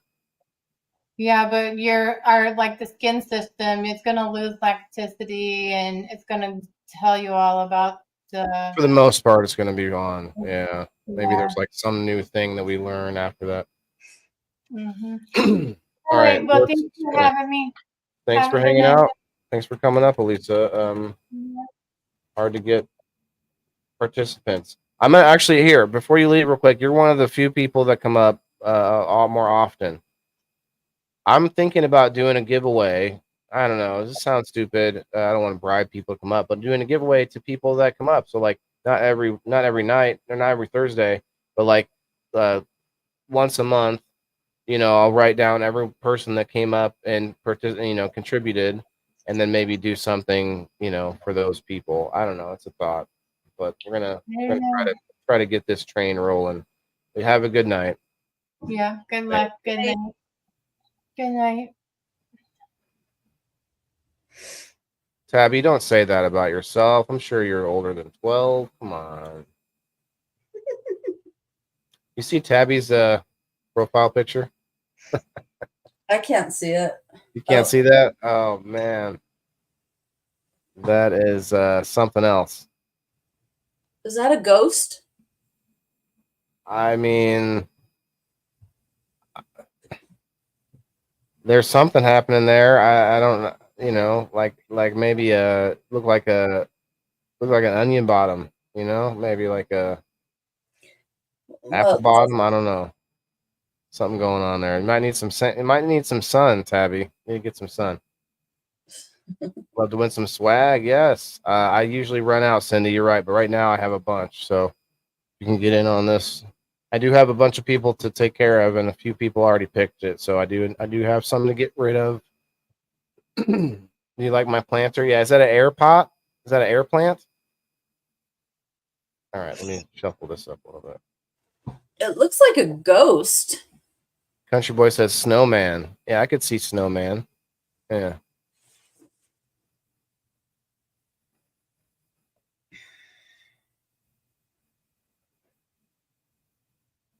It's a succulent. Oh, it looks succulent. Waylon, are you going to go from blow up dolls to planters? The Planters Peanuts guy too, man. He seems like he reads. Why? Because with the monocle. He's got the monocle. Come on. Oh yeah, that makes it was so intellectual. Snowman, like the snowman could be Tabby says that it's a ghost, but a snowman would be cool too. Like it's clearly a female ghost, but a snowman would definitely have more lumps, if you know what I'm saying. So big snowy lumps. Big snowy lumps. Yeah, you could have like your sections, if you will, your upper section. You got the bottom section already covered. It looks like she's got that good. Oh wow, this is going to be a high number, 24. That's a high one. Let's go find out who it was.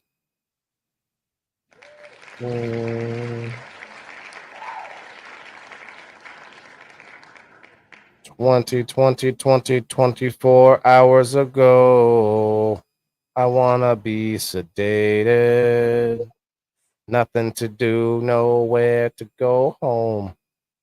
All right, the winner and previous game night champion is none other than Mama. Rochi. All right, congrats, Mama Rochi. Let's give her the old. We didn't play any music, so I have some sound here tonight. Oh yeah, congrats, Mama Rochi. Give her this one. Oh yeah. All right, we're not done. We are not done. Not by a long shot. One more spin. One more spin our winner. Remember, you can win a whole bunch of more tickets on the hat wheel. A few people have been picking that as their win, and it gets them like a higher chance to win a hat that has a design or a color that they want before it's gone. Does that make sense? You get a higher chance to win faster, so that you can get your pick, and I think that's a pretty good use of it as well. All right, congrats to Mama Rochi. Let's find out who wins the second spins. Gotta write her down too. And Timothy won the ticket. Congrats, Timothy. Number 24 was Mama Rochi.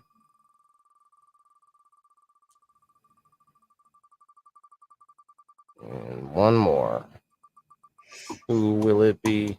Who will it be? Who can Here, I'll it play. be now?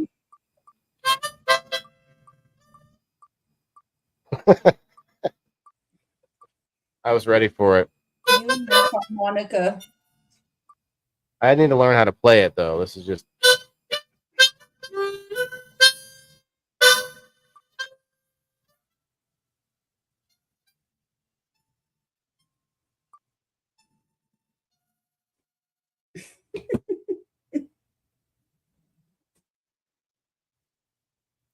Bravo, bellissimo. 26, another big number. One of the two people that jumped in tonight. Look at that. Look at that. Last minute jumping in and won. Although you got in by the skin of your teeth there, Tasha. You missed two. Well, I guess you had two chances, but you missed a third chance to win yesterday. So try to get in on there around Tuesday. By Tuesday, I should have a number wheel post up on locals and on Facebook every week. If you try to get in before the show on Tuesday night, that's when I usually do the first spin. Not just talking to you, but everybody, of course. But yeah, congrats, Tasha. Now, Tasha, I'll go over it real fast if I can. You get 4 options. You can. I have decided to change the cash into an option of any of the game night sponsors, and we can talk in the DMs on who those are. There's 15 to 16 of them. I will get you a gift code. I'm guessing probably $10 to any of those game night sponsors. And then the other option is a game night ticket, so that you can play in game night regardless of if you're able to, or if you get in on the thing that you're supposed to do for game night or whatever. It just puts you in automatically, a game night ticket. The other option is a hat ticket, a ticket on the wheel for the hat that actually gets you a hat faster. More possibilities to win, chances to win, I should say. There was a fourth thing. Oh, the swag pack. You could also pick a swag pack, a pack of swag from me to you, and it's usually appropriate depending on your level of subscription. So, basic member, I'll send you, some slaps and a bunch of, doodads and baubles. I got, keychains and koozies and all kinds of good stuff, some dab mats and some lighters. And, so I got a bunch of goodies I can send if anybody wants. So there's 2 swag packs coming out already. It's going to be probably a bunch more coming out. You can let me know, but I'm just going to write you down. I got 2 packs of seeds to send out from last night's show too. Oh, you know what, Kim? Congratulations. What? Congratulations. I believe it was Javier who told me that he would like to pass them on to you. If you can ask her, it would be cool. Send you. Okay. What do you So got? he said because you love sativa. Well, these are a sativa leaning auto called Walter White's. They're called Walter White, and they're a feminized auto made by the dankseeds.com company. I don't grow autos though. You could try them. Oh, I've got plenty. I suck. All right, fine. Oh, I see. Well, he said he'll take them, I guess, if you don't. Said want them. I guess you mind if she doesn't want them. Okay. Yeah. I have a lot of seeds to get through. Okay, well, then maybe don't get in on a seed giveaway, Javier. No. See what he wants to do. Maybe we'll find someone else. He's a nice guy. I really like Javier. No, I we had fun, and there was our guest last night brought a couple extra packs of seeds if y'all didn't watch the show, and we gave those away. I would be totally interested in the Walter White if they were photos. Well, don't you have tons of those too? Yeah. So what's the difference then? Don't use that as your differentiate. I will never grow the autos. You've tried a couple times, you're saying, and it just doesn't work, huh? Well, it's been accidentally. They're just too, I don't know, they're too foreign for me, and I don't have time to fuck with them. So I think you just leave them alone and feed them. yeah, well, they're not, it's not that easy. And I don't do things like that. I'm a type A person. Hands on. Yeah. So I can imagine. You can imagine? Yeah. What do you mean by that? Probably called you handsy in the school yearbook or something. No. No, I didn't become like that until I got older.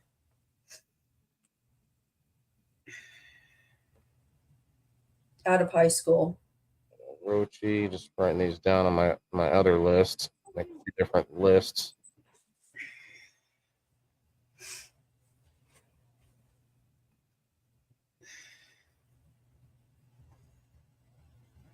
I don't do anything unless I purposely I like to do well. And I won't mess with something unless I'm going to do well. And autos for me, I have to think about them because they grow so differently and I don't know enough about them and I don't have the time to figure it all out. And I don't want to waste my time and my energy on something unless I'm going to do it well. Thanks, country boy. Listen, you and Lisa were both up tonight, but I think I'm going to probably try to wait until like the beginning of the month or the first Thursday of the month to do this. And I'm going to I'm going to keep track of every person that came up to contribute. And I'm going to do something. Like, I don't know what it is. I can't, it may not be a giant thing, but hell, I mean, even if it's a game night ticket to people that aren't subscribers or people that are, and they get extra wins that way. We've also got more game night sponsors coming. I just haven't been doing a big push for it, but I know I could add some people to our list. The only thing is I want to make sure it's people that want to be in for the long haul, because there's some big names on our wheel, on our game night wheel, like these guys that are out there steps beyond me as far as a business that is operational, making products and profit and what's the other P, progress. But the thing about it is, like, I see that they are sending a message by sticking with me. The point is, they know it's going somewhere. I know game night can get just bigger and bigger, but every show I do, I think I see the potential, of course. But my point is, like, the game night specifically, that why do you think we have some of those names on there that just that have been on there for over a year? It's not just because they were good buddies. It's because it's a win win win win. Like, everybody gets something out of it, and it's somehow, I'm not sure. It's almost like perpetual motion. I'm not sure how we're doing it, but it is somehow a win win for everybody. But just think about getting in, guys. If you're out there not subscribed, think about subscribing, and think about jumping in on people in the boxes sometime, because I think we're going to start rewarding somehow. Find a reward somehow. How come you don't broadcast through GrowFam TV? I don't have permission to do that. Oh, I thought you would. Why don't you talk I about it? have asked, but I don't think this is the time or the place to talk about it. Oh, Yeah, I could do every show over there, I was just but curious. that's all right. I I'm not trying to take, like, Wednesday is enough for me to have an audience that isn't really mine. You know what I mean? yeah, So I don't want to do that for every one of my shows. Like, people that are watching right now, you guys out there are the people who are, I hate the term diehard, but people who are in it because you're entertained, man. Like, we entertain you. We try to keep it fun. Even boring topics, we got to make it entertaining. And people that are just zooming around all the time with ADD and they can't stop for 5 minutes to say hello and see what we're talking about, like, they're never gonna, be into it as much as you guys. And I like to know I have a good core audience of people that are into the content, not just coming through for giveaways, or not just coming through for to show their love to a bigger thing, right? And yeah, so Wednesdays is fun for me, but it's kind of an obvious difference, when, like, that I'm not translating that to this show or anything, but some of it, little by little. There's tons of Grow Fam that are part of my fam, but I also bring some fam to Grow Fam. I know I've met several people and got them into the Grow Fam. So probably I'd hate to overboast, but maybe, a few dozen people that I've got into the fam. So it is a win-win, but I don't want to make every one of my shows feel like it's not me. You know what I mean? yeah. It's tough. It's a balance. I'm the only one of us that does this many shows. Everybody, all the other hosts do like one show a week. You do two, I guess, if you count mine. You're always here. We love you. Appreciate it. Cheers. I'm gonna be intermittent here. Ashley, speaking of the hosts, come on up. You're gonna be intermittent. Oh yeah, gonna be busier, Yeah, well, my house moving and stuff. had an actual closing date of the 29th. So I firmed up. I got movers. I found movers yesterday. I firmed up a moving truck today. I got a moving truck with a lift gate. So I'm really excited about that because that'll save a lot of back work. Come on up, Smash. Yeah, that's gonna be very busy at that time, so no worries. Sheena, you might be. Are you using the app on your phone? Because you need to go to the website in order to change your subscription. You have to go to, like, your computer or laptop or something. Yeah, we're not done, Smashly. I mean, got a little time. Come on up. Give us your take on the topic. Get up here, girl.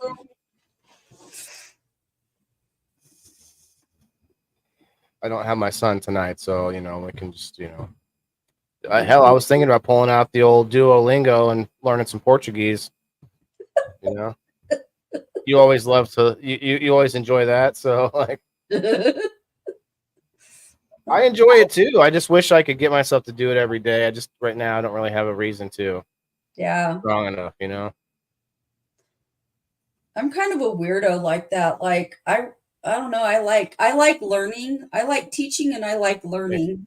It's like Yes, just we all are, aren't we, guys? We're all weirdos because we all like that. That's in this audience. Go ahead. Sorry. it's a big part of like who I am. So obscure stuff interests me. Me too. I'm very like inquisitive. Hmm. A very green personality. I think we talked about this before. You never did the colors test thing, did you? I don't think so. You would be yellow, maybe orange. Orange is more eclectic. Yellow is more like the type A personality. Lists and organization and stuff like that. Green is more inquisitive nature, more like exploratory, and then blue is more of like a family nature, nurturing, more like caring, I guess. Yeah. I did the Briggs Myers test and I'm an INFJ. I don't know that one. I know the Roy G. Biv. No, just kidding. So INFJ it's the rarest personality type. Hey, And it's still the most rare. introverted, intuitive, feeling, Up close and judging personal. is what that stands for. You're an introverted feeling of judging. Introverted, intuitive, feeling, judging. Oh, feeling and judging. Yeah, It's not judging like, oh, I judge you kind of a thing. everyone does. Everyone judges me. I It's mean, an analysis kind of a thing. What are we talking about? so yeah, just the personality types, the colors test. I don't know if you ever heard of that one, but the topic is I've heard books. about that. I mean, the written word, books, like the power of the written language. Like we have books on computers now, so it's hard to say books as in the paperback. Are there any novels that you read? Any art, or any authors, or anything that you read in the past, or like it's been years since I've read any of the Terry Brooks novels, but I've read like over 20 of his of one series. I read another series of his too, but wasn't as catchy. So I kind of went through a phase where I didn't read for a really long time. I've been trying to get back into it lately. But as a kid, I really liked Goosebumps. Sheena, I'm sorry. I'll get with you to try to figure it out.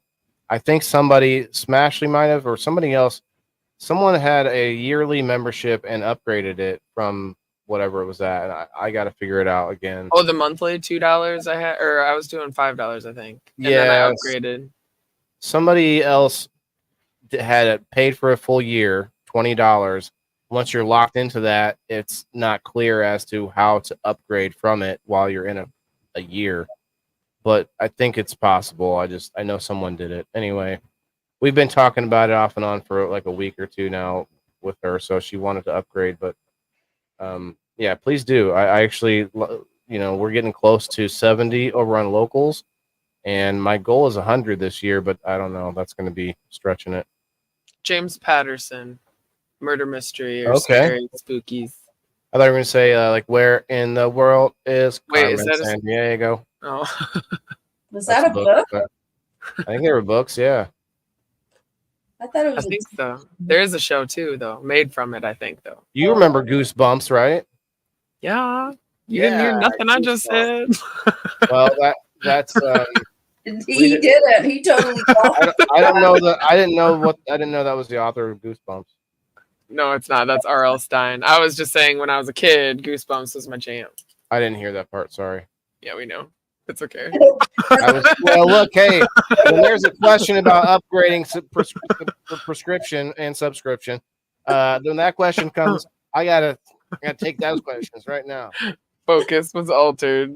I'm so zoomed in with this. It's so funny. If I go like this, like well, Smashley and I are about the same. Actually, all three of us are similarly distanced here.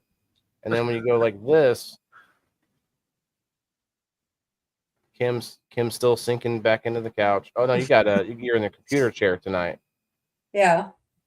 Are you I gonna moved set up I Swing moved right into the screen. because that chair that I have was making my back hurt to sit James in it. Patterson? That's a good one. Mm-hmm. Yeah, those are nice chairs. I have one upstairs, but I actually really enjoy being able to stand up, dance. Yeah, it's better for Voila. you. I found out, I want a taller desk so I can stand. or the kind that can I'm on my adjust. feet all day Yeah. long. Yeah, you're on your feet all day. I'll be a teacher someday. Get one of those balls. You just sit there bouncing all day. I don't sit. I'm on my Yeah. feet most of the time. Okay. And You know what I No, would you get? don't even need to worry about it then. You know what I'd get, Kim?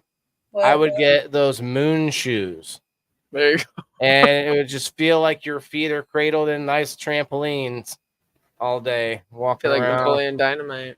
You'd be Yeah, like, no, I don't complain. Like my feet and my legs don't get tired or anything like that. But when I get home, like I like to just chill and relax a little bit before I like to download before I go to bed. And I have kind of restless legs. I swear. Do you have like a problem with you while sitting? Do you move your legs around a lot? no. I do. Like I'm pretty sure I have restless leg syndrome. Like where you're shaking your leg. But it's probably just a magnesium deficiency, kids. We've learned about this recently. The magnesium is so important, and I need some copper too up in here. I still want to get like tested Go eat to a see penny. like what I'm lacking or whatever. Forget that. I got to do that too. What, Kim? Waylon, go Mm-mm. eat a penny. Just swallow the penny. Let it sit in your belly. Can you imagine pooping that out? I'm probably. Oh, 2 pesos. No, the joke is you eat a nickel and you poop out 5 pennies. It doesn't work like that. You make change. It doesn't work like that. Might get more iron that way. Do you think the penny would dissolve at all on the way out? What was Stomach the sign acid? of low iron? Isn't that like chewing ice or something? I've not heard of this. Oh, Yeah. That's a good question for you, I can't remember what it is though. Smashley. Do you have any books on plants and things like that? sure do. It's not Sure do. all Daddy Google research. It's No. it's I like don't go you've to got. Google for my plants unless I want a picture of the plant. Do you have It's right one of those like here. lost herbs books, I sure whatever? do. From those, Sure that guy, fucking do. the guy that's got the long beard. Like if he didn't have the long beard, like you wouldn't believe the guy. Like he looks like She just from the came time. out with a second one that I need. But Lost Book of Herbal Remedies is what I recommend everybody Lost get. Book of Herbal Remedies. Does it There's say, like a lot of other ones. Like I have a does it Native say in American small? one. Does it say in small print? Old wives' tales. Yeah. Kidding. No, I'm kidding. it doesn't.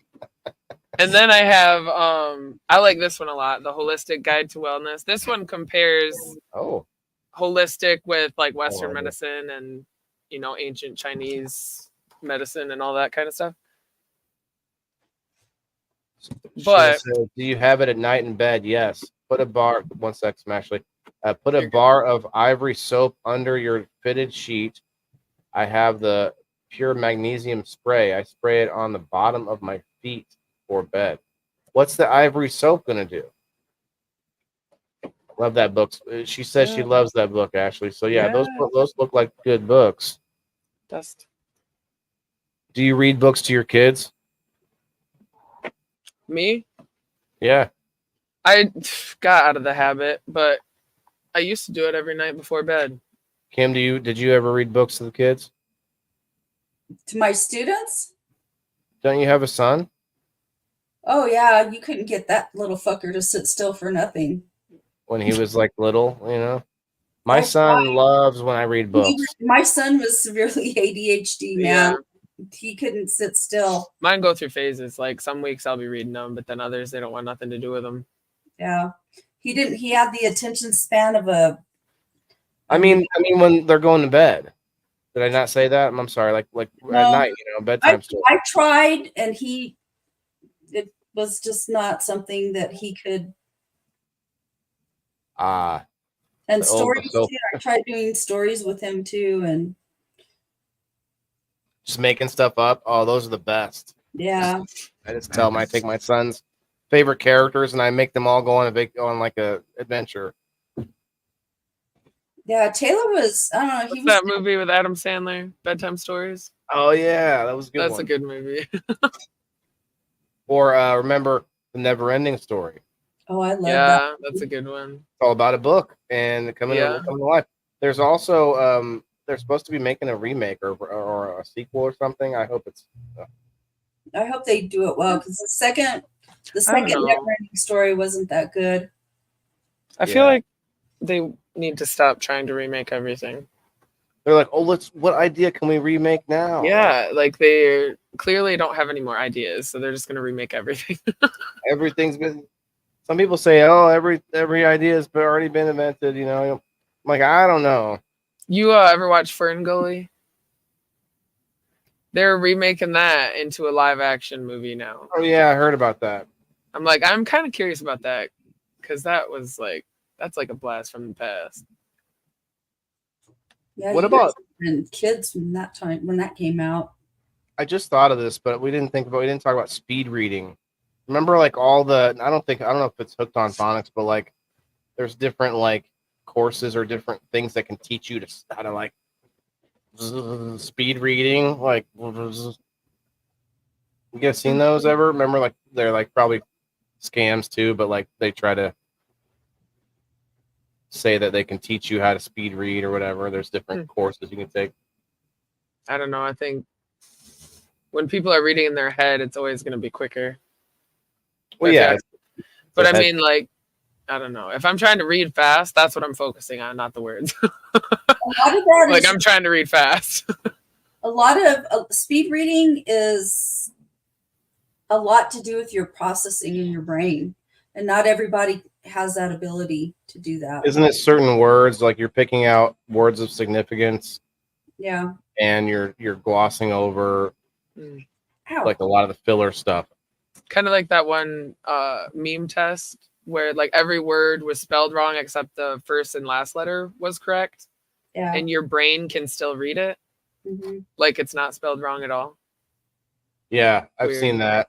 It's similar to well, I don't know, it's not similar, but you made me think of the test where like at the beginning it says to read everything, and then a lot of people skip past, and they like it's like a test, right? But at the bottom it says don't answer any of the questions or whatever, and everyone skips. I'm sure Kim's seen these, like where it says read everything before you begin, and everyone just 2 + 2, okay, that's okay. Oh, what's a capital? Okay, I got this, and then they get to the bottom and like, oh, you weren't really supposed to answer anything, you know. That's like a cognitive like it trips you up. test. Yeah. Mm-hmm. All right, I'm gonna clean this out here, and then we're gonna get going. But yeah, thank you for coming up. Is there any books you remember reading as a kid? You know, like I remember the Berenstain Bears books. We talked Oh about. yeah, I Goosebumps. love those.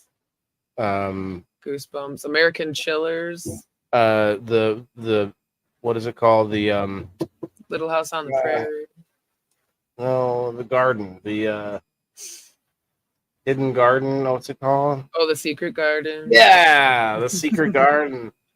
We read the wardrobe, the Indian cupboard. Oh, I love that. That's right. Yes.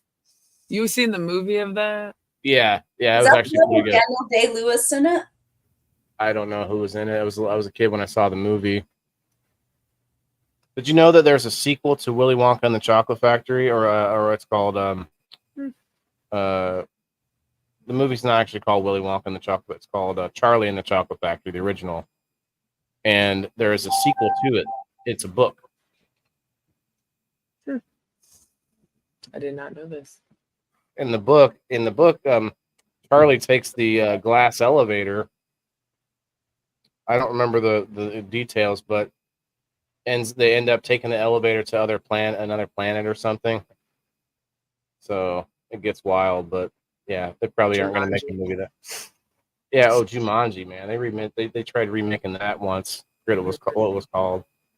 Still Jumanji. It just had The Rock in it. Yeah, but there was there was another one though before that where it was like these kids and they're playing a board game and their house ended up floating through space and they're like Mm. playing the game. Remember? Zathuro. This is a thorough. So that was just a knockoff of Yeah, the movie, you know. that makes sense. Yeah, it was. I remember reading the Boxcar Children, but I used to read Nancy Drew and the Hardy Boys. I remember those. I remember always wanting to read those, but then I then I didn't. I think we read Charlotte's Web. Yeah, I liked that. Clifford. I loved the Clifford books. My son loves Clifford books. Yeah, Those were we great. actually right now we read. It's been a while since we read a Captain Underpants book, but he brings home Fly Guy books. My Fly. kids- There were, it Oh. says Fly Guy or Buzz had a pet fly. He named him Fly Guy. The fly could say the boy's name. Buzz. That's like the first part of every one of the books, and there's like 30 of them. Oh Like, Lord. I can just tell you the books by now, man. That's a good one, and we read The Prince and the Pauper recently. He loves Winnie the Pooh. Winnie Loves anything Winnie the Pooh. Not just Pooh, but like the whole thing, all the characters, You ever heard of the book? Well, probably not. I don't know. Maybe you have Fancy Nancy. No, I don't think I've Nancy heard Drew. that. No, they're it's like a, I guess tailored to little girls, but it's cute books, princessy dress up type stuff, imaginative. It's cute, but Oh Evelyn, yeah, my daughter that's my likes those a jam. lot. That's my jam. So I was Hey, like, well, Ashley. probably not.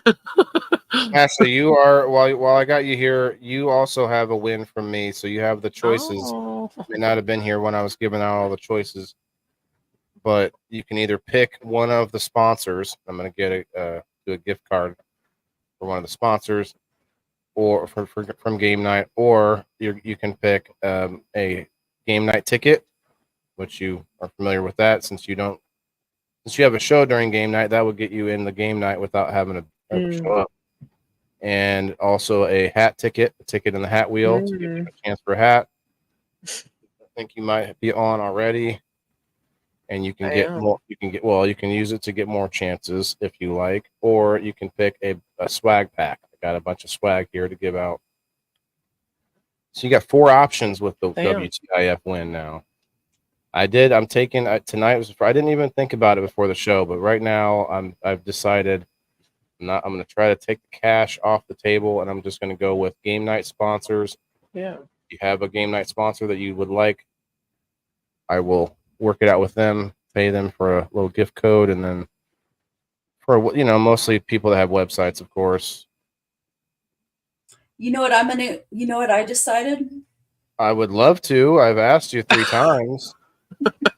I've decided to buy a 55-gallon steel drum so that I can make biochar. Not even answering the question I wanted you to answer. What question? You have a win too, a WTIF win that I got. They're all question marks until I find out what you guys want. Maybe Well, I want I have to another take the hat choices off spot. the table. I'll take another hat spot. Okay, know what I might the- have to take the choices back from that. It might be too many choices. What's that? Oh, I said I don't know what the hell I want. Well, I don't know what you want either, but you can think about it as getting something for your group, for your giveaways. If you guys don't get in on Kim's giveaways, she does giveaways weekly in her group. Yeah, I've got 3 of them over there right now. 3 of them right now, and those are not giveaways where you have to be present at some live stream. Nope. So it's a lot different and much easier, similar to the number wheel that we do. I try to offer a variety of giveaways because not everybody can make it, to the live. yeah. I need to join more giveaways. It can be overwhelming, definitely, There's especially so for. many. Yeah. But there are some really good ones worth it. There's some people that there. I know there's some. We all see them, and there's some people that just make sure they're in every one of them. Yeah. And God love them. Smashly, you have 2 now, 2 additional to what you're going to get for the original parameters, being a member and how long and all that other stuff. So you'll get all that stuff added in before we do the spin in a couple days. What's the swag? Swag pack. I can always tell you stuff, you know, in the DMs or whatever. But there's a whole bunch of stuff. Like I have, you know, lighters and koozies and dab mats and let's see, Oh, You know what? myself. If I'm gonna get something, I think keychains and stickers and seeds and what electronic devices. What I kind got of a bunch of seeds over the weekend at the event. I What got me kind of some seeds? the Grow Room Genetics. I got some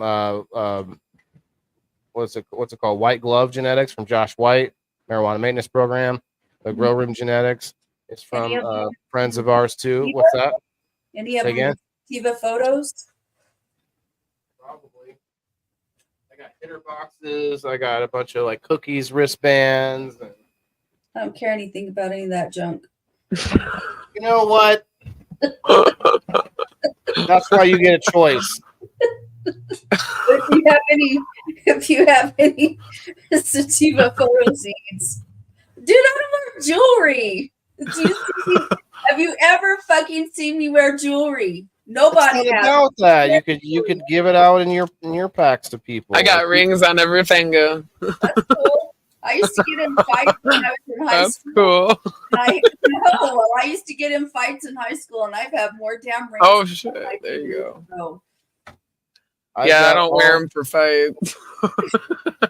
I've got a whole bunch of I seeds started here. getting smart though. Like when I was gonna fight somebody, I'd sit there in class period and I'd pull my rings off and I'd stick them somewhere, and then I'd go out and I'd kick ass, and then I'd have to wait because my hands were all You have to kick some ass. fucked up. Yeah, open up a can of whoop ass. Ooh, I got a jelly donut seeds. I got orangutan nuts. Oh, that's cool. Saying that. I got Does I it got- tell what the crosses are? BBL. It's Black Betty times Gold Train. Ouch. What does BBL stand for? Black Betty times Bam Gold blam. Train. I think it's big bold. I believe it means big bold love. Big bold love. Ooh, baby. Yeah, or Big bootylicious. oh, Goes with that planter. babe. You weren't here to. Were you here to see that planter? Me? No, I don't know. Oh yeah, let's see. Big Let's look at Tabby's profile pic. Yeah. I can find it Tabby's back here. profile pic is this planter. It's white. It's a white Tabby, goat. Tabby Doo, are you out there still? Here she is. Big old booty. I knew it. I knew it was gonna be that. I've literally seen that in my feed the past like week, and I laugh every time. It's funny. It really is funny. Oh, I'll take some seeds if you got any sativa, but they got to be photos. Golden Gloves. These are Night Fighter times Gold Train. I got more Golden Gloves. More Golden Gloves with this big BBLs. BBLs. Yeah. I always give them away too, though. Are they? Well, like Josh White, I know him. Yeah. Like, promote his. Like I could do a giveaway with them. Rainbow Sunset. Lift. That's what I stand for. Brazilian butt lift. I've got Rainbow Sunset, 26% THC, 10-week flower, 405, and Sunset times GDP times Gold Train, white train or white glove genetics. Josh White. Is Josh White? Yeah. Yeah, just send me some seeds and I'll just do a giveaway with them. That way I can promote his shit. Oh yeah. You shouldn't say shit. His gear. Do you want slaps? His shite. Make it sound fancy. Shite. His shiitake. I've also got these from the Grow Room Genetics on top of all my other my little seed bank here. What's Grow Room? The Grow Room Genetics. It's I know the couple that runs it. They're good people. I see them a lot at events. Are they Derek and Jessica? Yeah, they're local to me with their friends. They're they would know Josh too. Josh is local to me. You know Josh White, right? Yeah, no, I know who Josh White is. I don't like really know him very well, but I know who he is. Like he's got a good program over there. Like I support that. So we got Black Lemon Haze, Ooh, hell, I love those. Black Haze times Skunk. You got Platinum Nancy, which is Soccer Mom times Platinum Mint Monkey Punch. We've got What are those black haze things? oh Black Haze, lamb to lamb, oh Black Haze. Hold on, let me read the rest of them. Platinum Nancy, Black Lemon Haze. Yeah, it's Black Haze times Skunk. That's a skunk Skunker. variation. Huh. Black Lemon Haze. And who's the breeder of those? The Grow Room Genetics. What does their picture look like? It's hilarious.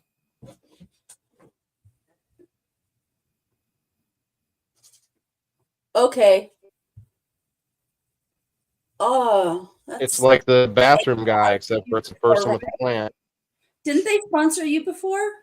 Yeah, they've given me seeds before, but they don't have a website. And I saw him at the event, and he gave me a bunch of goodies to give out to you guys. So Yeah. Well, I will take some of those black haze thingies. Black Haze, okay. Because haze is sativa. Black Lemon Haze, Black Lemon Haze. I don't know. I know haze is sativa. I know skunk is indica. I don't know about the lemon. Can be. I don't know. It'll be a tart when you smoke it. You'll be like, It'll be puckersome. yeah, it'll be like pucker up. Buttercup. All right, I can send you that. So I'm gonna put an S next to your name. An S. Yeah, for the swag. Spicy. Well, Spicy. spicy. Or shut this spicy up. Oh, no. You guys have a cookies over there? We do. We got a bunch of dispensaries now. There's like 6 or 7 of them that are within 20 minutes of me. Cookies? Yeah. Wow. We only have one in our state. It's up in Albuquerque. It ain't that, I like cookies, but it's another dispensary. They got a bunch of merch just like other dispensaries do. And Yeah, well, they have they're good people, but they did not take me up on my offer to be their, local guy. Nope. Hey, you want to know something? Do you know JB Johnny Be Good? Well, JB JG Wentworth, 877 cash now. No, 877 cash now. Oh, sorry. no, JBG Collective. Johnny Be Good. He's around. He's a local breeder here in Las Cruces. He sells his seeds and cookies. His gear is in cookies. I'll send you some stickers too. Oh yeah. Some stickers of what? I don't know, like old Band-Aids and Oh, whatever that's sexy. has some sticky left to it. That's disgusting. No, I got tons of slaps at the event, plus what I already had. Look at it.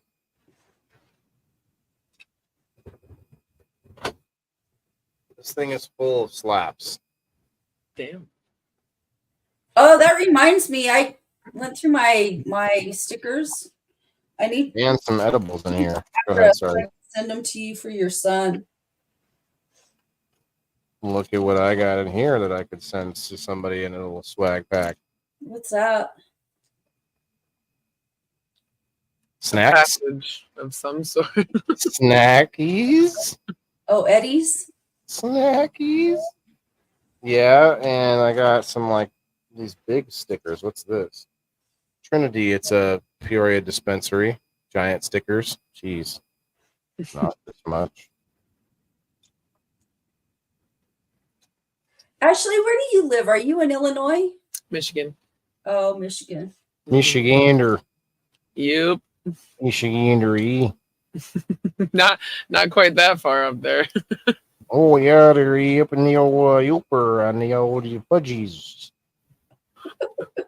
I got a ton, keep spirits high. I got a whole That's stack of cool. these. A bunch of slaps from all kinds of places. They all slapped me so hard. And then they gave me these stickers. Slap. That should be what it is. Is like, okay, I give you a sticker if you let me slap you. Like that's how. I'd like to Yeah, be you able gotta slap the sticker on them. I'd like to be able to go to the Earl Cup again. Earl This- Grey. No, the Earl Cup. Tea. The Angry Earl. Never heard of that one. It's in Phoenix. It's a Phoenix, lot of Arizona. There's a Peoria, Arizona. fun. I know there is because one of my good friends lived there. Till I he bet got you didn't know there was a portal from that Peoria to this one. What? Who's you gotta leave laughing at me for? Anyway, on that note, it's time to go. I'm done doing more dabs. I think I did 100. You're all good. Time to go get some exercise in. By exercise, I mean VR. I'm going to bed. I woke up I tell you what, it is exercise for me. I'm standing up. I have a whole like room area, and when you get close to your edges, like it puts this inside the game that's like grid comes up, so it's like very obvious that you're Oh, there you I'm close to the edge, and so you're backing up even though your character's moving forward. It's a very weird feeling, but I've gotten good at it. But I get sweating. you playing. Oh, like running around with like military type games, you know, Call of Duty style. Like, and I'm running around in my living room, I'm down on my knee. Oh, you know, I got my sniper rifle, like doing all these different, you know, some like very physical labor to play some of these games. There's other games where you have like a sword in each hand, and you're just whacking the shit out of stuff. Yeah. I can imagine it gets a little intense. You know what I would like to do is Brenda. like what do you call it? Where you go like on a visit a what do you call it? Like a virtual Smashly kind of a thing. I just seen that comment. Virtual tour. Oh, there's some stuff like that actually. There's Like- somewhere I can go and see. They have cameras inside of animal enclosures, and I can basically put my head where the camera is, and I'm like 3D or VR inside the animal pen. It's pretty cool. Mama Rochi, congrats! You won tonight. Woo. You're still here. I want you to know that you win. I gotta write your name. Oh, I already did. I would love to do that. I would like to go on a virtual like trip or whatever someplace.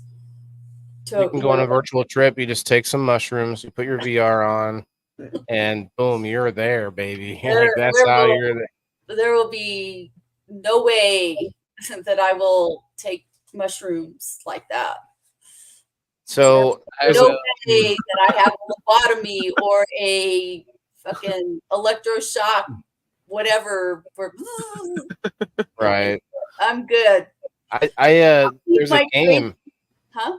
There's a game on VR that's called Trippy, and you have to pay a monthly like a subscription fee, and it's not a game. Like you don't play anything. Like it just literally is like visuals coming at you. And I haven't played it because I wasn't going to pay for that, but it's like you basically here buy this if you're on drugs, like that. That's what it seemed like to me anyway. I don't know. Oh, Mama Rochi might be gone. Mom, I'll have to send her a message. Tell her she won. Cullen, what's up, man? Yeah, let's get out of here. Have a good night. Thank you, ladies, very much. Remember, guys, go check out these awesome ladies on Girl Fam TV and check out their group, Smash's Garden, Legit Bean Review Remastered. Always doing awesome things. Smashly unveiled the new logo. Kim? Didn't you say that you wanted a new logo? Did you already get it done? Mm-mm. You know, I do logos for my peoples. Well, do me a logo. You'll have to send me a DM. Explain to me just a few things like of interest, points of interest that you want in it, and then from there I can. The only thing I care about is the basic design that I have in my thing. Still here, Mama. Thanks. Just Mama. like I have in there, that sun star looking thing is a Zia symbol. Because that's our symbol for our state. You like your state symbol, so I put your state bird in there too. No, I don't want a roadrunner State in there. flower? No, okay. The roadrunner. No, but I have look at have you looked at my symbol? I'm not sure. I'm all I see is Ebb and Flow Seed Company. Yeah, but you got a sticker right behind your head over there with my symbol on it. Somewhere I've seen it on your wall. Did you sneak over here and put a sticker on my wall that I didn't know that? No, but I've seen it hanging back there before. Like I don't see it right this instant. Well, here I can make myself a bigger. It's right over you. It's right over there where the arrow to your pew pew is. That. This? Yes, that sun-looking thing. That's actually a sun. It's a Zia symbol, and it's a Native American symbol. That's not a bad logo. Who did that logo? Me and Steve-O. I didn't know I even had that on the wall. I did because I've seen it back there. It's funny that I always assume that the stickers are so small that no one's able to really see what's on the wall back there, except for the pew pew, of course. But people can, like, you know, especially when I'm full screen, Yeah. more full than this even.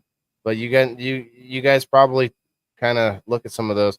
I might change my background one day. Did you ladies see the post of I took a picture of my son in front of his little sticker wall that he's got going on? Yeah. Well, I just said, and you weren't listening again. Did you hear what I said about that? Such a down man. About what? I said I need your address because I went through my slaps, my stickers, and I have a bunch of stickers to send to him. Well, they're so not. You don't want me sending you stickers then? Well, they're not cannabis stickers. Oh, I see. Well, I might have cannabis ones I could send you, but they're okay. not nice ones that kids. He's got a lot of stickers though, and I've already sent my address to 2 other people who said this, did the same thing on the post. Said send me Professor Lee Stevens. How his name is, Professor Lee.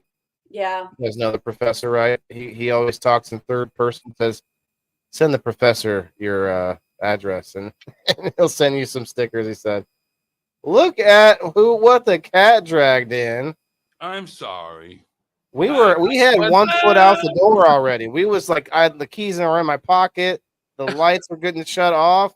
Oh man, okay, I got a little 20 minutes. How long you got? You know what? I don't have my son tonight. Let's go.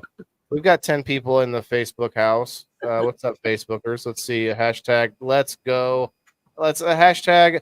Let's smoke another dab. Rachel's in the house. King Neb's in the house. Oh, we got Ohio in the house. What's up? Okay. Brenda just came in. What is this? Like the round 2 of the show? Okay. Yeah, round 2. I'm sorry, I got a call on the phone. Oh my. You're lucky I don't have dad duties tonight. Charlene in the house. Hello, Charlene. Hi, Charlene. Mama Rochi, and everyone that's coming in now. I am interested in your opinions too on the topic. Just as far as like, are there any books or authors that you guys actually keep up with or enjoy? Any like major series that you read through school or whatever? Mine is Terry Brooks. I read a whole lot of Terry Brooks. Stephen King. We talked about Stephen King earlier. We brought up a lot of good scary movie scary movies and scary authors as well, and authors of scary stories too. Did you say Terry Miller? I don't think anyone brought up Terry Miller. No. I like Anne Rice. Sitting in the Storm, Charlene. I hope you're. Hi, Kim. Hope you're safe. Hi, Smashley. What's up? What's up? That's Smashley in the house, guys. Check out this. I don't have the logo on here, but I'll see if I can pull it. It doesn't look good with us and behind it, but I'm going to put it up there anyway. Danielle Steele. Oh my God, I haven't heard about Danielle. Oh, Daniel's still pretty good. Steele. Stephen King, yeah, the classic. Look There at you it. Donald Yeah. Boyd. Look at it. That lives in Florida or Georgia because they're Who did that? It's getting the hurricane. almost more visible now than it was last night. We were Mm-hmm. because of all the stickers on my wall made it hard. Yeah, I Pretty love visible. It was almost like the computer was like, "Here's an avatar of Ashley." Like it was like right in the top too. It's like boom, here you go. And I actually have another one to show off. I think I might show it off on game night, but we're getting some good comments on the topic now. Colin says R.L. Stein. Okay, no one brought him up, but I didn't remember his name. Ozzy Yeah, he's Osbourne one that book is wrote awesome. Goosebumps. Well, something I wanted to bring up and I forgot until now. Everybody still writes books. People of prominence, anyone who got a viral video or whatever, like hell, almost like anyone who is married to someone famous is writing a book. Like politicians all write books. Books. There's something nefarious about that too. If I'll get conspiratorial for a moment. They do things like that with book tours and selling books at certain numbers of dollars in order to pass dollars around. Am I Right. wrong? Am I What do you wrong? Yeah, that's definitely something that's dollars happening out there. Like it's a way to launder money. How? Hey, I So- said James so- Patterson too. I write a book, right? And I am like a person of prominence, and people want favors from me. So they buy my book for $1,300 a book or whatever, right? Hint, hint, nudge, nudge. And or whatever it is, like some crazy amount. Just like it's like some people with their paintings, like, oh, I'm an artist, so you buy this painting at $1 million. Yeah, but how is that money laundering?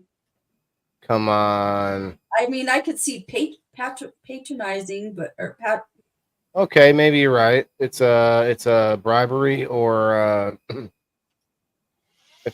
extortion. It's more bribery. But my point is like it's weird how many people write books nowadays when there's no way they're getting that many people to read them. You know, maybe I mean big people. There's like some that you might Obama's books made hell like that, something like that. You're gonna have a big Stanley Kubrick. Clockwork Orange, my favorite. Smashly. Yeah, she's already working on it Yeah. for next week. Yeah, What's that? you should in Stickers.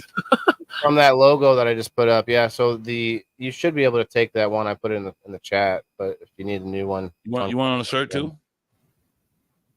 yeah. Do you want on a shirt? Well, yeah. I mean, I do have a online store that does T-shirts and shower curtains. Oh You should see shit. my- You do Yeah, the my- shower Oh, curtain? yeah. That'd be Yeah, I do. great. Yeah, my whole bathroom is like LMPG, is weed theme, everything. Nice. I didn't know that. What's the website? It's not up yet, but it's shoplmpg.com. That's why you haven't been. I gotta pay the bill. Yeah. I got a website, but Right, You right. can't go to it yet. Let me see. Can I go to it? Let me see. Shoplmpg.com. But we got to get into your book a little bit too, man. That's what I Sure, wanted sure. you on for sure tonight. But I'm glad you came in, so we can talk about it at least for a minute. You just had it just released. I'm guessing it's out now. It's in draft, but I mean it's on Kindle. If you have Premiere, I mean what's that? Amazon Prime, I guess. Oh yeah. Yeah. It's free on Kindle. So, but if you don't Free have on it, Kindle. Okay. yeah, it's $9.99 if you don't have it. And they're just waiting for the final draft, so it should be out. So really, straight to the point grow book for beginners, grocery grower, to professionals, and it's right to the point. So right to the point that it's only 100 pages long. What's the title again? The art of growing cannabis, becoming one with your plant. Tag and Wayne in the house. What's up, Wayne? What's up? What's up? Oh wow, Brenda says she's ashamed to admit that she read the Twilight series. Don't be ashamed. I watched the movie. Hey, I didn't read That the was a huge deal at the time, man. Like the following and not just readers, but like the teen girls all yeah. falling for the vampire kid, whatever his name is, Edward. sparkly guy, the sparkly vampire. Sparkly guy. Sparkly vampire. They're so sparkly and beautiful while they drink your blood. There you go. Yes, Boom. we talk. We oh, there it is. Look at The art that. of growing Nice. cannabis. Yeah. That's an attractive cover too. Yes, exactly. It's scored. Thank you so much. It's scored Yeah. 8.5 out of 10. Oh, nice. Yeah. Well worth it. Well, you know, I'd say 10 out of 10, but Right. Well, what's the scale you're talking about? What do you mean? For bestseller. In like a New York Times bestseller. Like I don't know what you. Amazon bestseller. Oh, I see. I'm 8.5 That out makes of 10. more sense. Right. Officially out of the slammer. Oh, you can comment again, Tag and Wayne. Out of the Awesome. Slammer. Glad you came through to comment here. Thanks, man. We're actually way beyond the show now, but we actually have an author on. Yeah. Hi. I thought about writing books Hi. before. Have you ever thought about writing fiction? Yeah, I have well, my life is sort of like a movie, so I want to write that next. And I got a romantic book, how to That be sounds more, like a biography, an autobiography. well, a documentary. I said or something. fiction. You ever thought about what about like Fantasy a story books. where a story where like Bud gives these guys superpowers? Yeah. I thought a lot about that. Mostly royal shit, like royal stuff, with like smoking a lot of weed and having fun. I'll tell you a Oh, yeah. story that I thought about making, and it could be like a comic book, but it'd be kind of dark. It's a little bit of a dark story about a guy, coming home from like a disabled veteran, not like with PTSD, and more of like a combat. Like I was in combat, but I drove like heavy vehicles. I wasn't marching in the Right. holes or whatever. But my point is like this guy is a guy that worked with canines overseas, right? Right. And he ends up kicked out, and to be the situation where he gets kind of like his back turned on by or their backs turned on him, like he kind of gets thrown out of the military, and then he has to end up taking care of two of the canine like dogs, right? These dogs they experimented it on and stuff. So that's where the sort of supernatural part comes in. These dogs have like, they're a little extra beefy, you know what I mean? Yeah, I have But that's the whole story, though. Hold on, let me tell you the story. Okay. Because this has been a story I've had in my head for a long time, and I never told this to you guys. I have it written down in my list of cool ideas. And so what happens is he starts walking his dogs at night in the city. The city's like just full of corruption and these criminals everywhere and this nastiness, right? And so he ends up getting like maybe, I don't know how it would work out, but maybe someone tries to mug him, right? And he's got his two dogs. Well, he takes care of business, right? But then he turns into a vigilante where he uses his dogs as part of his so think Batman except weapons for with the utility dogs. Well, like his dog's leashes, right? They'll have all these gadgets involved with these dogs' leashes. He's got two of them, right? So if he wants to, they can carry him like they can go fast. They're two beefy fucking military dogs, so they can carry this guy's weight, right? And so like that he can set up like special harnesses, right? Like a little foot saddle on each one of them, and they can both take off and like the superpowers, except he uses dogs, right? The guy's a badass in his own right, but he doesn't have superpowers. Right. These are dogs that have like all these steroids and shit coming, that like all this, whatever the backstory is, like gamma rays, who knows, some shit from like the military that they were exposed to, some bomb or whatever, like something realistic, right? They were exposed to chemicals or whatever in the war, and that turned them into these freaks, and they weren't able to be around normal people. But this guy, they were cool with this guy, right? So he was okay to take them, and then he ends up with the government wanting them back because they see how powerful. The experiment worked. The experiment worked. We got to get these dogs back, and so then he's constantly dodging the man again. Anyway, it's a story. It's out there. Go write that motherfucker. I should, but you know what? Who has time to talk about? Who has time to read a story? I do. I love reading books. I mean, you wrote a book. How did you find time to write a book? Throughout what it was I journaled everything from my first grow, and I grew in a credenza. in the hotel rooms. And the funny thing was, I was working for Tesla Gigafactory as an electrician, and after I left that job, they wanted somebody as maintenance, and it was just perfect. I'll hop right on it. I live right here in the building, same building, and I'll be the only maintenance person going in my room. So I grew it in the credenza.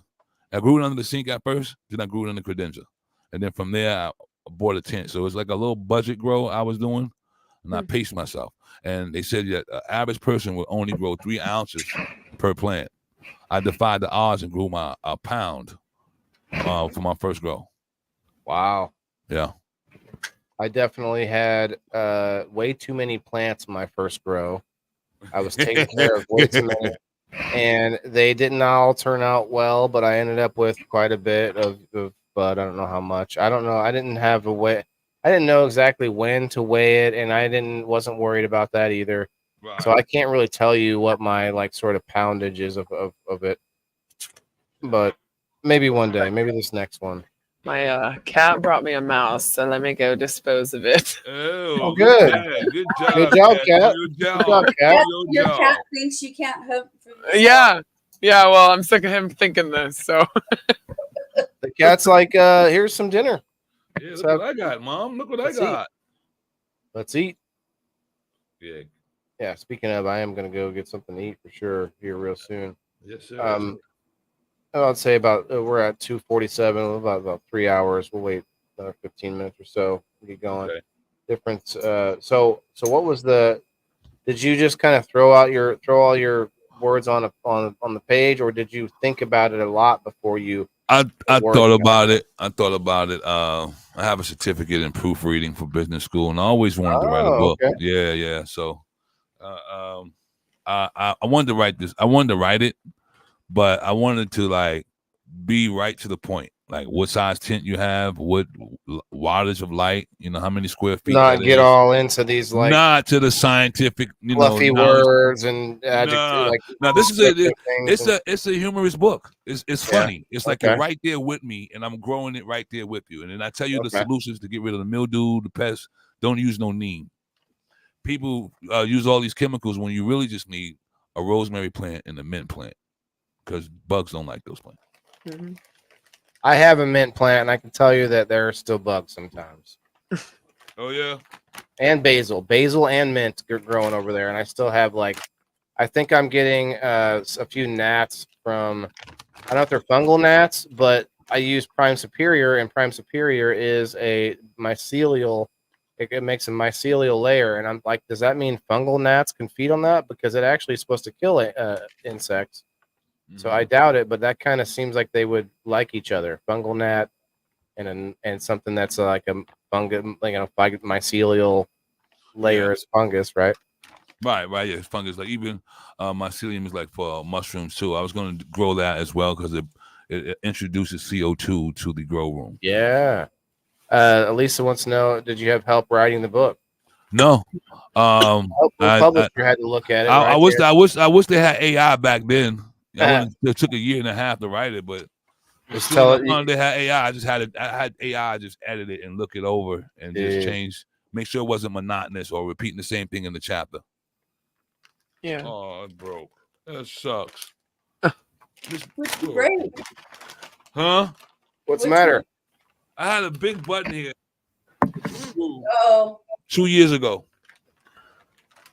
and it smashed. Oh no! It's broke. Big cola broke. Man. Smoke it. Time to grow another. Right. Time to smoke it. Yeah. I'm gonna roll up real quick. Oh man, I've been doing music all day. Been doing music all. Actually, I've been You up. should write 20, me. Not write me. But what you want me to do? Jingle, like a little intro jingle. Oh, I got you. Yo, listen, I got you. What you like? You like bluegrass? You like bluegrass? I got you. So I have an intro on Monday night that I've been playing on Tuesday night because I haven't made one yet. Mm-hmm. I don't really have a good song to use though, so it would be cool if I could find Monday night song is Jay Frost. Okay. Out in the cold. And then I play that same intro on Tuesday, which doesn't make sense because it's playing me and Steve-O growing plants on my review show. I just play it because it's still like, indoor farmer basically. So Yeah, would you be ever heard cool. of Happy Campers?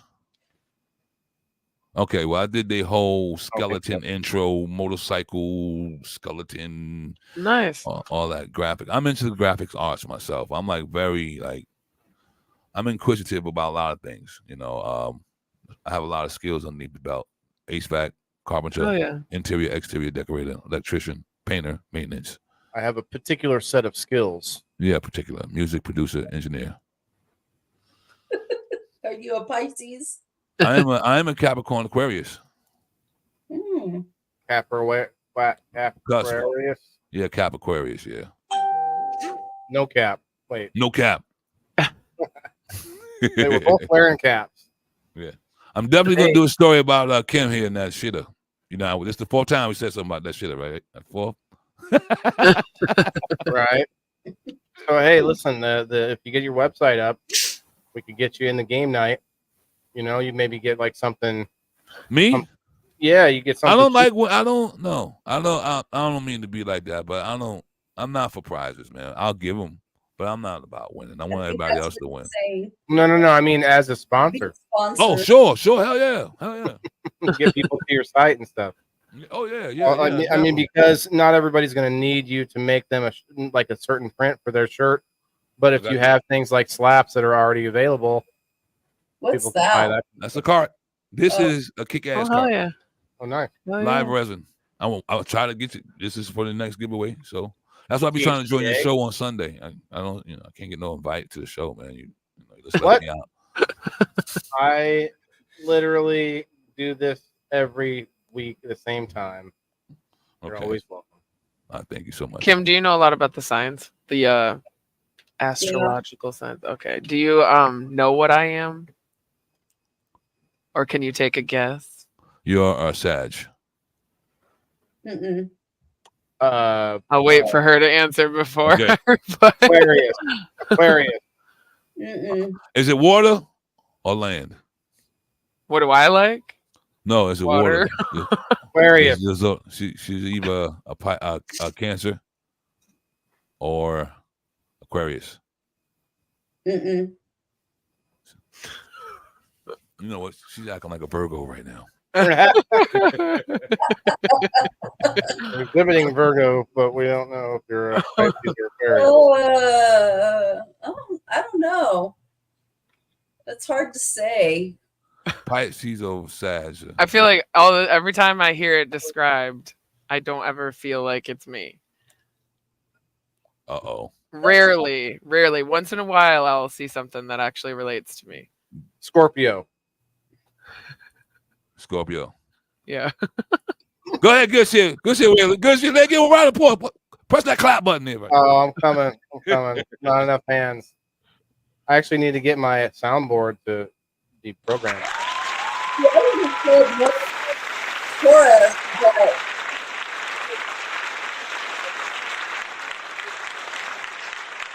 I don't know how it all works.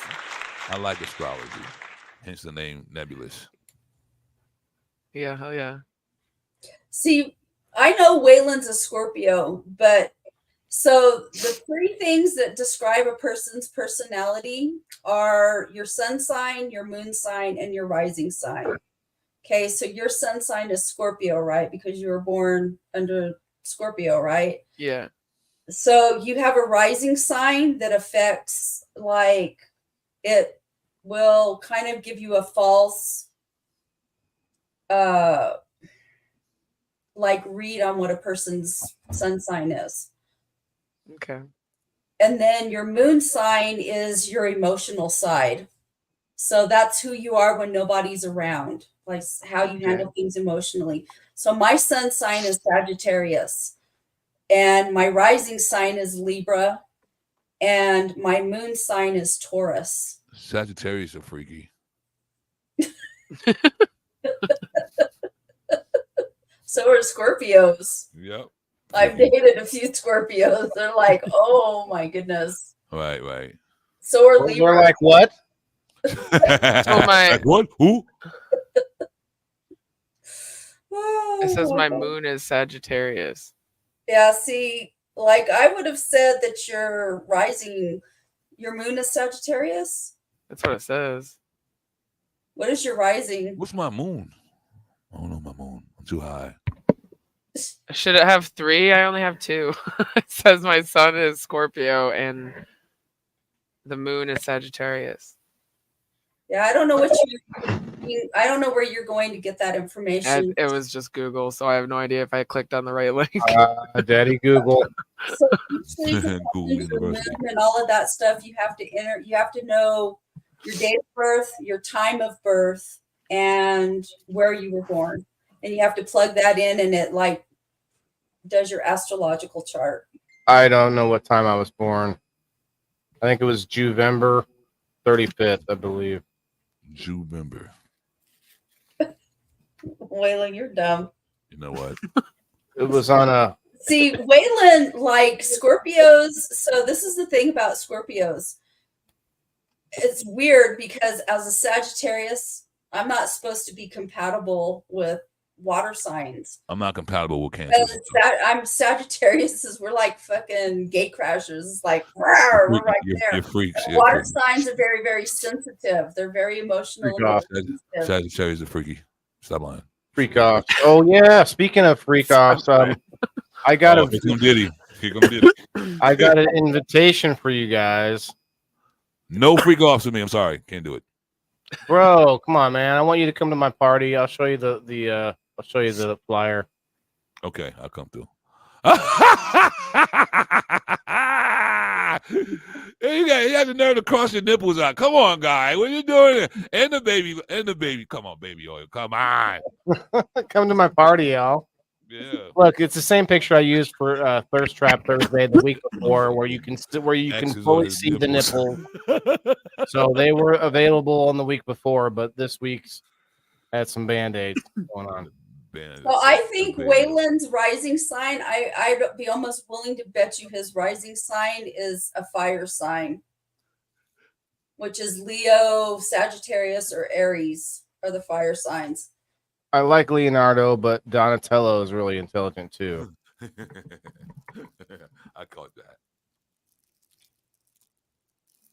But Scorpios are freaking very introverted. I have a Scorpio yet? No. A whole other self in here and in here. I believe that. I always thought I was like I don't know if sociopath is the word where you can be detached from emotion. Is that the right? Or maybe that's It's just weird. Is it just fucked up. There's another term for it maybe. Sociopaths don't have care term. Sociopaths are broken. They don't have any attachment to I'm not going to pretend to not be broken. So we've got that check mark. Did you see the X's on his nipple? Like, come on. Ouchies. Ouchies. I just got them. I should have said I just got these pierced. What's up? Whatever. So much ice. We all know that you don't want. When is the freak off? Do we have to keep our shirt? Can we keep our shirts off? Look, I mean, the freak out you're gonna get you. It will be an undisclosed location. Oh my God! At an undisclosed time. You're not Diddy. You're shitty. There will be a limo that just shows up and be like, "It's time." You know. I'm coming in my Cookie Monster pajamas. Cool. Oh snap! Yes, you're bringing the foam, right? Foam? Yeah, it's a foam party. Oh, okay. Oh, foam and baby oil. Oh my God. Okay, that's too adult for me right there. Cider was talking about it the other day, making fun of me, saying that I should use baby oil for the next Thirst Trap Thursday, and so I did, and I put him in it with me, and he said, "Nice play, nice play." I was like, "Yeah, you better believe it." And missing is barbecuing a cat. Yeah, come on with the cats, man. Come on with the cats,